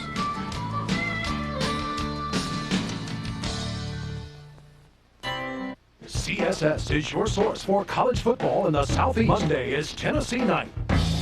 Catch the best action Tennessee schools have to offer. At 7, Philip Fulmer, college football's winningest coach, brings you his hour-long show of in-depth Vols football. Tune in to CSS as Fulmer takes you through another exciting year at Tennessee. Find it every Monday night starting at 7 Eastern. I'm Coach Philip Fulmer. Follow the Tennessee Volunteers all season long on CSS, your source for sports in the Southeast.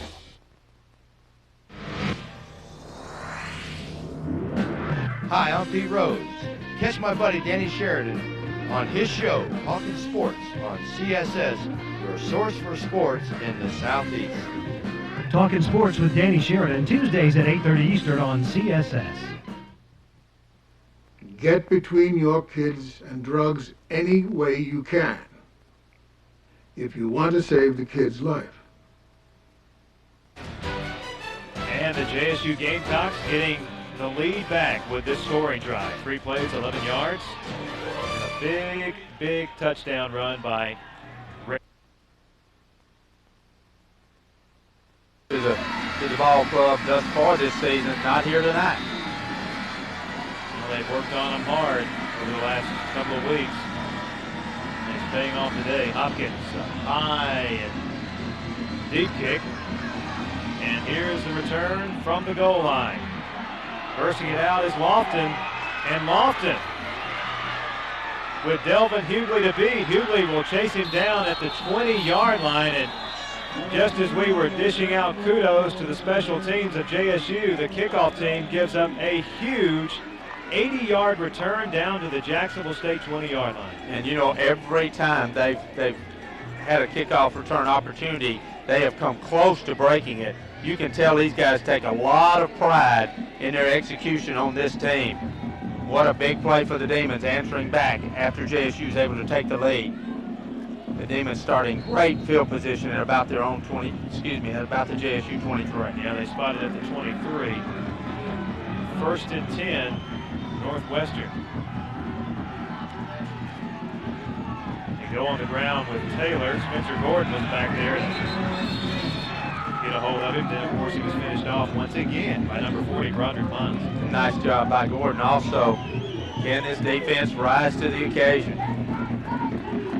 You got to think they've got to do it for 3 more downs. Demons certainly in 4-down territory unless they choose to attempt a field goal. There you get a look at Miles. Boy, he made a statement today. Now, like I say, the young man hasn't had a lot of playing time coming into this ball game. I think that definitely changes after tonight. True freshman. 2nd and 10. Here's Taylor again. They try the right side.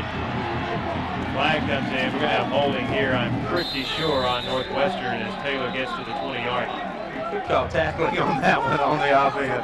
But yeah, a lot of yellow flags coming on the holding call there. Good job by the defensive unit.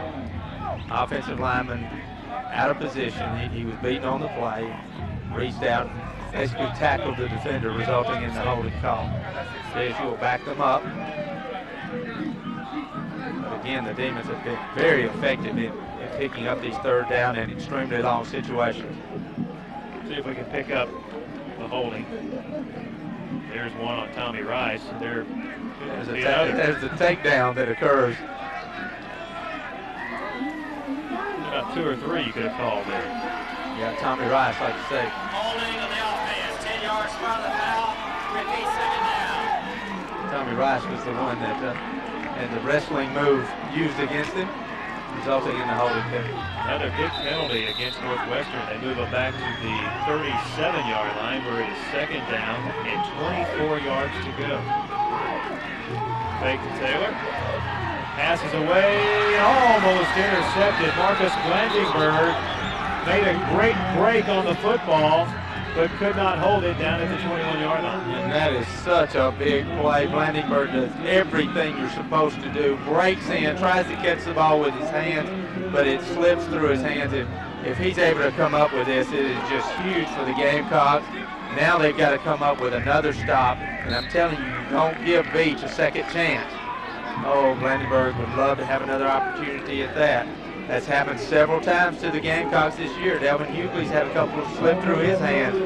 Pressure back on the defense. Now the crowd on their feet. On 3rd and 24, urging their defense on. Beach out of the shotgun. Goes deep toward the end zone, and Blandenberg almost got another one. Yeah, that one wasn't as big because it's 3rd down, and if he had intercepted, it would have actually been in the end zone. You've got to think the Demons are going to punt here. Take another look at it. Great job of protection by that offensive line again. Blandenberg in good position. Battle for the football. Blandenberg actually mistimed his jump just a little, but great coverage by the defensive corner for the Gamecocks. So the holding penalty forces Northwestern to throw the football, and JSU secondary responds, and they force a punt here. So a big, big play after the huge kickoff return by Northwestern. Try to pin JSU back deep. A high booming kick, and got a little bit too much leg into that one. Sails into the end zone, and it'll be a touchback for JSU as they will get the ball back with 7:58 to play in the game. Yeah, let me brag a little bit on Howard. He kicked him inside the 20. That one goes in the end zone. We will take a break and continue from Paulsbo Stadium in just a moment.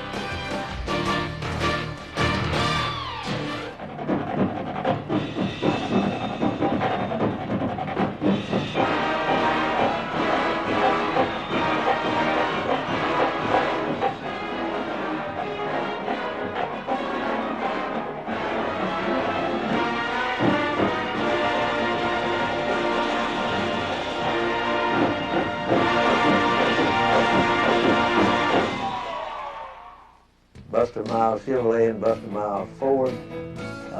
I've had work done with both places, and I would recommend them to anybody as they give them good service and be reasonable about it. Every time our car needs service, we come to Buster Miles and they take care of us right away. They make you feel like you're part of a family, and we really appreciate that. Buster Miles Ford treats you like you want to be treated, whether it's service or sales, they treat you right.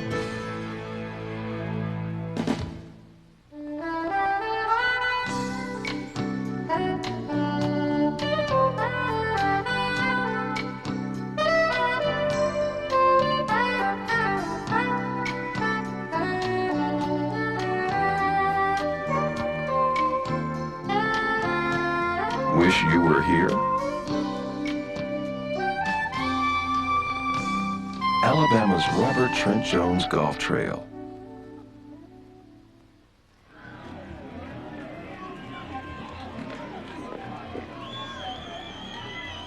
times this year they've had leads in the fourth quarter and lost the game. Now it's gut check time for Jack State. The offense answers the call. The defense just answers the call. Can they hang on and win this one? Ought to be a great last 8 minutes, guys. All right, thanks, John. You're exactly right. JSU has been here before, a lead in the fourth quarter. They've let them slip away before. They'll try to hold it here. Rondy Rogers on first down gets just a couple of yards. It's crunch time, and the first play goes to the Demons. That defense stands tall. Rogers maybe picks up a half a yard. And Bush, after you've had it happen to you a couple of times, it starts to become a mental thing, and the way to break through with that is to simply win one in the fourth quarter. That's exactly right. JSU with another opportunity. They have not been successful. Literally had 3 golden opportunities, were not successful. On the other hand, I mentioned several times, the Demons have come back in 4 games. 2nd and 9.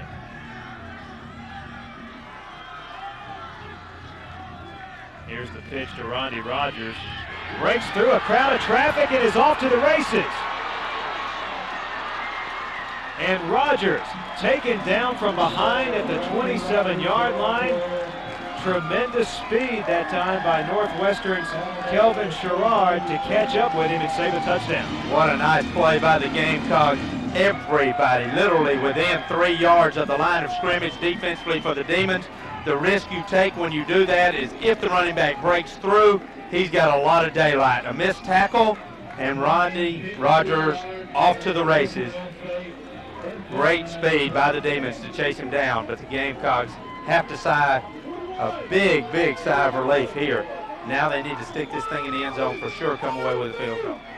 Rogers, a huge gain on that play, already has a 54-yard run in this game. His numbers, we showed you earlier. They're going to have to call timeout. They'll never get this play off. Numbers really adding up, and Jacksonville State will call a timeout here, their final one of the half. So 6:38 remaining in the game. JSU 1st and 10 at the Northwestern 27-yard line.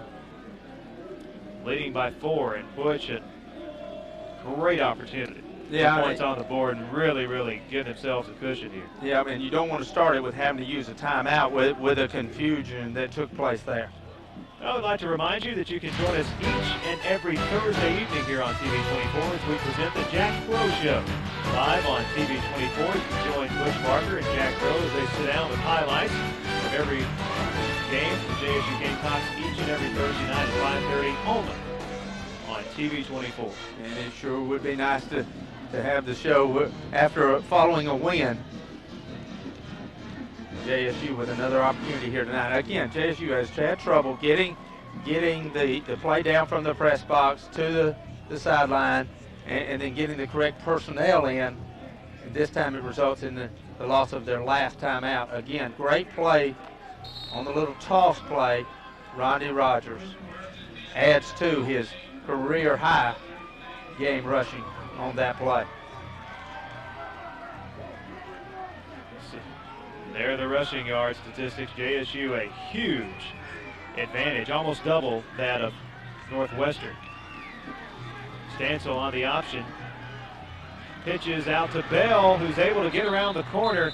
Shoved out of bounds by Darrell Lacey after a gain of about 6 yards. Well, that was a great play by Stansel, and it was even better play by Bell to maintain his pitch relationship. Would have been so easy for Bell to get in front of Stansel in this situation, because you can see Reggie takes a lot of time deciding what he wants to do there. That actually opens it up on the outside for Bell. Great job by both of those players on the option. So it'll be 2nd down and 4 yards to go for JSU. Football right at the Northwestern 20. Just the formation. We saw the option early on. Carlo James, the big fullback, gets the call, and a couple of spin moves, and all of that nets him about a yard to the 19. Yeah, I think it was one spin too many. The first one was a great spin move. Then he has one man to beat, lower that shoulder and pick up some yardage there, especially in the situation where you had 2nd down relatively short. Brings up another key third. Right there is where I'm talking about. Instead of spinning out and giving up yardage there, lower those shoulders. I think he could have driven for the 1st down yardage, but you have to make that decision so quickly. And again, the young running back will I think, make better decisions as his career progresses. 3rd and 3. Huge third down play.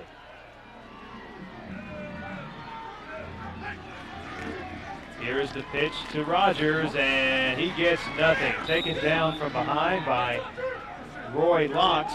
Play will lose a couple of yards, and it'll be 4th down, and Coach Crow will send in Hopkins, and JSU will attempt a field goal. Well, you know the Gamecocks would love to go for it here, but this is just a great job defensively. Look at all those white jerseys.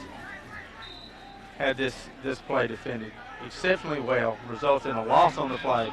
JSU tries to take a 7-point lead with this field goal attempt. Now spotted at the 29. It'll be a 39-yard attempt. Plenty of distance, but missed wide left. So JSU comes away with no points. It remains a 4-point margin at 28-24 with 4:50 remaining in the football game. Golden opportunity missed again by the Gamecock. Like you say, the story of the season coming into this game.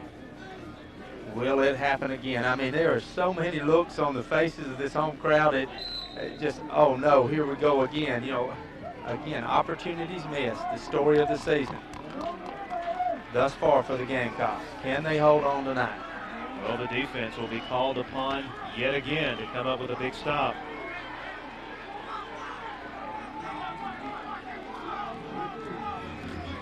Beach to throw it on 1st down.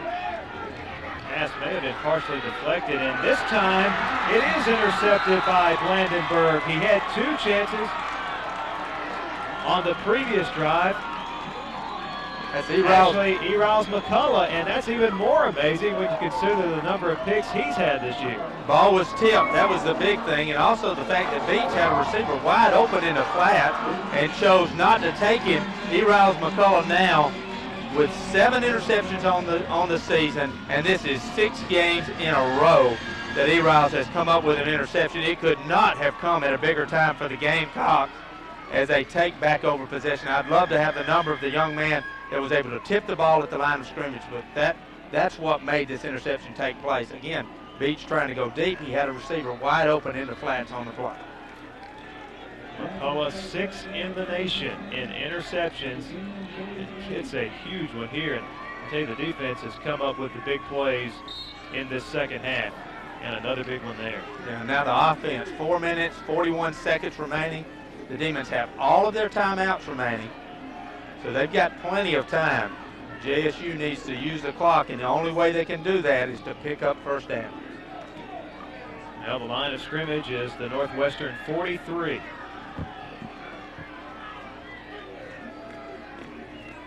Stansel on the option, keeps it himself, and taken down from behind by Northwestern's Ahmad Willis. Reggie, you could tell a little concerned about possibly turning that over because it looked as though he might have had the pitch there to Rogers on that counter option play, but he really never looked to that.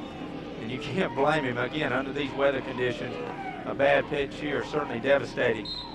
But it looked as though he might have had his trailing back there on the option play. You know, Butch, we've had couple interceptions, couple of fumbles, balls laid on the ground, but considering the weather conditions, the way they've been all day, you might expect more turnovers than we've actually had. You're right, and those interceptions have been because of tip balls more, and the slip, of course, that happened to Reggie. 2nd down and 8. Handoff straight up the middle to Rondi Rogers. Breaks it open again.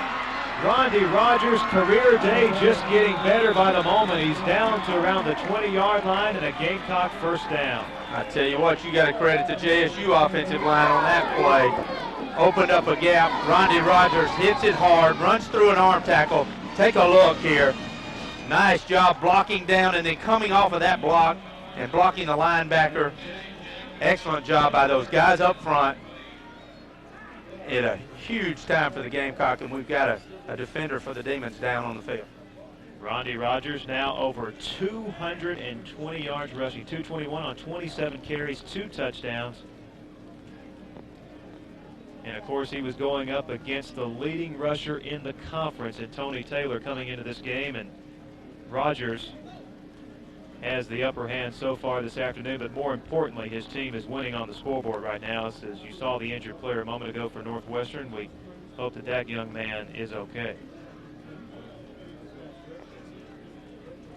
Again, JSU with a golden opportunity here. They're still running time off that clock. It's 3:44. The clock stopped right now. Of course, the chains are set. We come back out of the injury timeout. The clock will start back. JSU again with golden opportunity, but don't count these Demons out. Again, 3 timeouts remaining. 4 times they've come from behind, and 3 of those have literally been in the last few minutes. Well, now the injured player being helped up onto his feet. There you see it's number 40, Ahmad Willis, who's had an outstanding game for the Demons. By the way, Rogers now has 221 yards, as we said, a new Division I AA individual record for a Gamecock. And there we get another look at the play here. A shot to the head. Yeah, you see the knee. The bottom of the screen there. Yeah. Little dazed, I'm sure.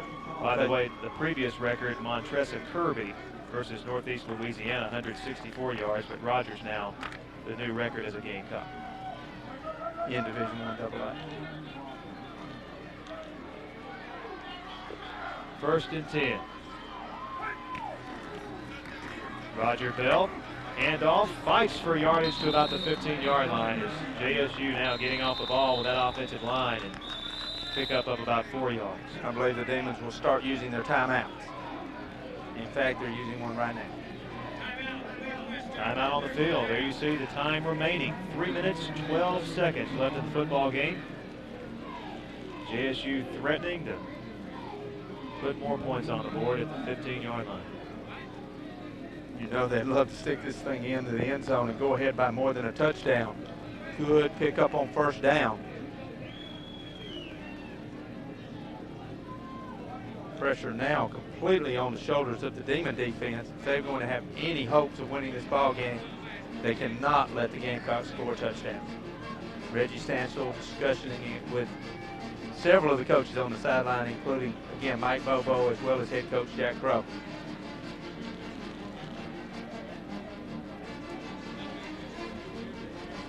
Second down and 5. We resume play at the 15-yard line. And Northwestern using one of their timeouts. As you said, they've got 2 left. But a touchdown here by Jackson State to make it an 11-point game. And it caused Northwestern to have to score twice in the remaining time on the clock, which would be very difficult. Yeah, JSU can get this thing in the end zone. They're going to win the football game. And the Demons know that, and they're going to lay everything on the line to try to keep them out here.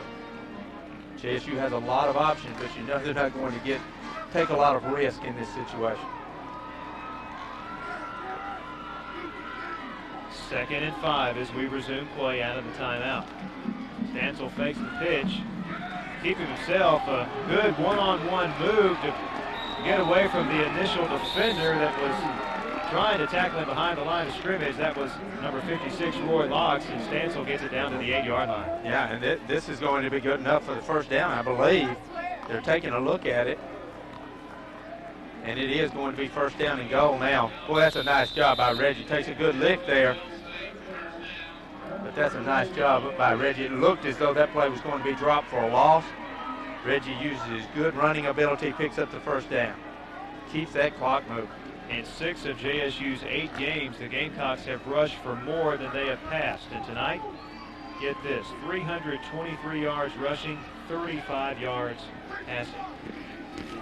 Here is Roger Bell, stuffed at the line of scrimmage this time, though, on a good play defensively by the middle of that defensive front for Northwestern. Herschel Monroe, a junior, was the first man there to make the hit. Timeout again for the Demons. So Northwestern uses their 2nd timeout. This one stops the clock with 2:31 to play in the game. That previous play gained just a yard, so it'll be 2nd down and goal from the 9. And we'd like to remind you, NASCAR fans, make sure you join us each and every Monday evening here on TV 24 as we present On the Fast Track, along with the Talladega Superspeedway live on Monday nights at 6 o'clock. You can join myself along with officials from the Superspeedway as we talk about Winston Cup racing and also have special features from the world's fastest speedway nearby Talladega, Alabama, as well as the International Motorsports Hall of Fame.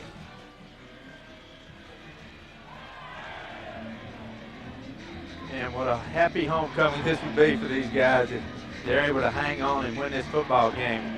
They just have not had a whole lot to cheer about since very early in the season. Again, the story of the season is opportunities she's missed. This is a golden one here. 2nd down and 9 when we come out of the timeout. Errol McCullough on the sideline with the headsets on as he got himself another interception today. Like you said, came into the game with 6, picked up his 7th. Was number 6 in the nation. I'm sure he'll move up. And that's got to be a record, 6 consecutive games with an INT. So back to action, 2nd down. Rondi Rogers up the middle. Advances the football to around the 5-yard line, and Northwestern will burn their final timeout as they stop the clock with 2:23 to play in the game. Rodney Rogers with both hands wrapped around that football. That'll way to be smart, young man. So Northwestern now all out of timeouts. Now they clearly want to keep JSU out of the end zone and keep them to a field goal to keep it at a 7-point game. As you said, Butch, if JSU gets it in the end zone, it could very well be a happy homecoming for the Gamecocks. Yeah, and I think now the Demons are going to have to defend against more than just the run, because I really would not be surprised to see the Gamecocks call a play where Reggie Stansel has a run-pass option off of a play fake. You know, again, the Demons have defended that fairly well, but this would be a great situation to call that. And if you choose just to keep it on the ground, Coach, that's all right, too. You kick the field goal and certainly go ahead by a touchdown. But the Demons have to be ready for a lot of things here. If they're able to come up with a stop in this situation, credit those guys with excellent defensive stand. So it is 3rd down and goal from the 5.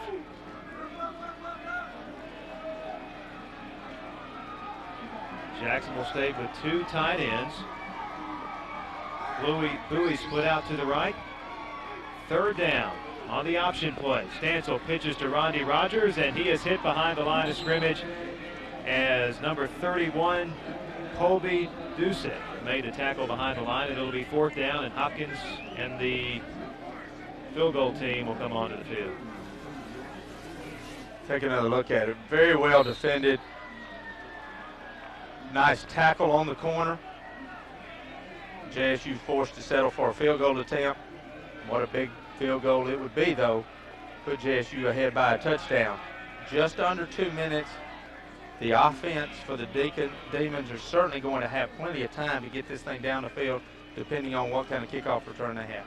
24-yard field goal try, partially blocked by Northwestern.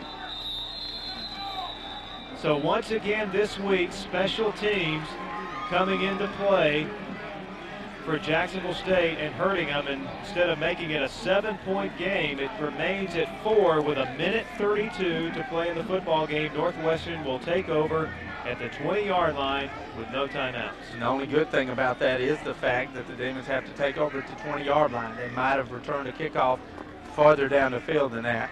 Take a look at it. Great job, nice speed. Look at perfect angle laying out. I tell you, you just got to give that young man a lot of credit there.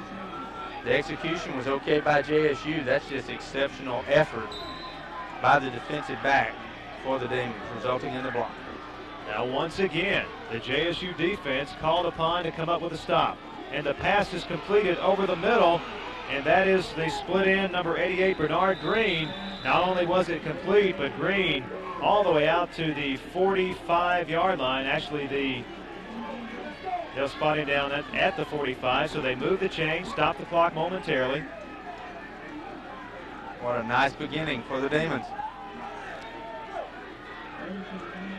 Once the chains are set, they will wind the clock, and there it goes.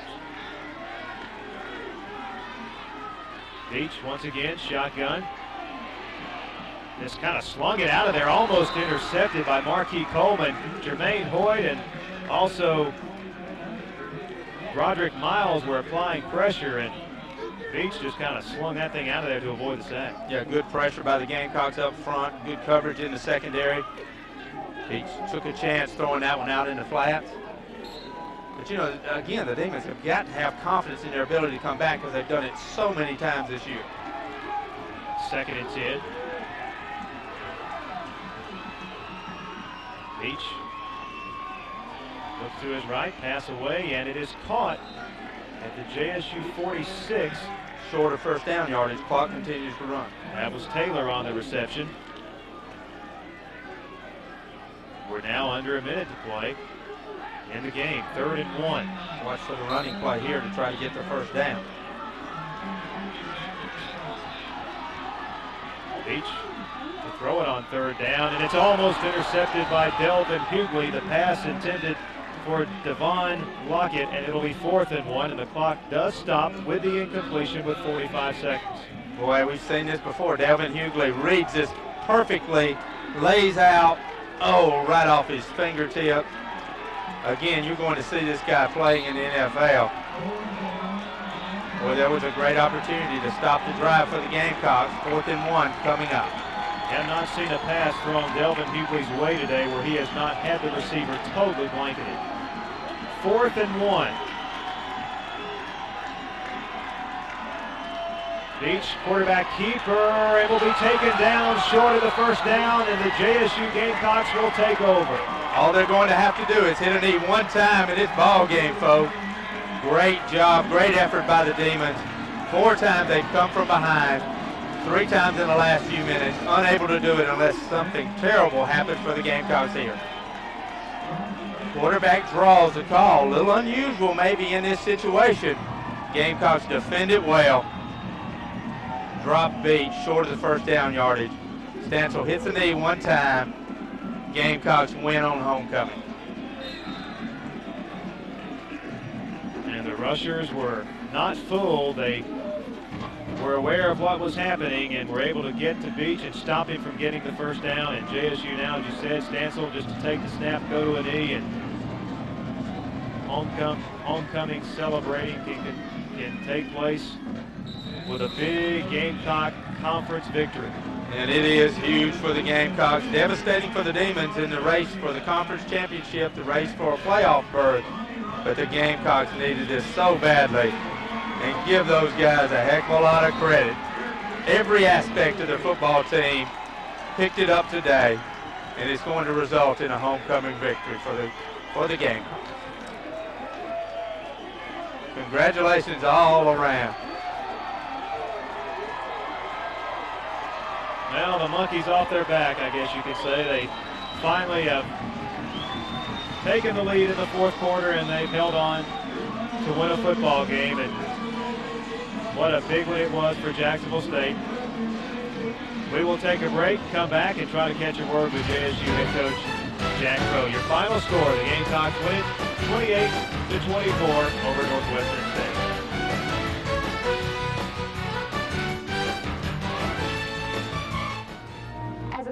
Growing up in South Africa, I dreamed of meeting my Prince Charming and having the perfect wedding. Hi, I'm Jane Tragessa. I traveled all the way to America to find my husband, but you won't have to search far to find the perfect little wedding chapel at Union Station. We're located just minutes from Birmingham and Jasper on Highway 78. You will find our Victorian-trained dining cars perfect for a romantic reception, rehearsal dinner, or any special occasion. Our gift shop carries everything you will need for your wedding, including invitations, cake toppers, bride books, and gift baskets. Call the Little Wedding Chapel at Union Station at 648-7858. It is the only call you will need to make. We will take all the stress out of your special day and handle all your arrangements from invitations to your honeymoon. We will have a special package to suit every bride and groom.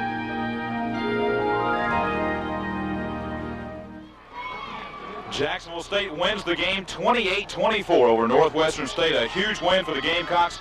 Head coach Jack Crow with us. You got to be super proud of this football team. I'm very proud because we've had enough things to discourage us, and if we didn't have real character, we wouldn't have hung around like we did. And we had some bad things happen right at the end of the game, and it just raised us up to a higher level. And there's some great leadership on this football team, and when you got leadership, things happen. You know, in a game like this with the weather conditions, the running game is so important. Your running game was awesome today. As a matter of fact, Rondi Rogers became the first Jack State player in 30 years to have over 200 yards rushing in a game. Talk about his effort. Sorry, boys, because Boyce Callahan was the last one to do it. I think 30 years is a long time to have a back play like that. But Ronnie deserves it. I mean,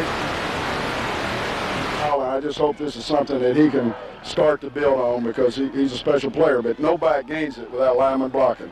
Great job today by the offense and defense. Made some great plays. Talk about this boost of confidence now this gives your football team as you head into these last couple of games. Well, we got a stretch through here where we had two teams that were in the top 10 in the Division I school next week. So the challenge is certainly there to make a statement about what we've been doing all year, even though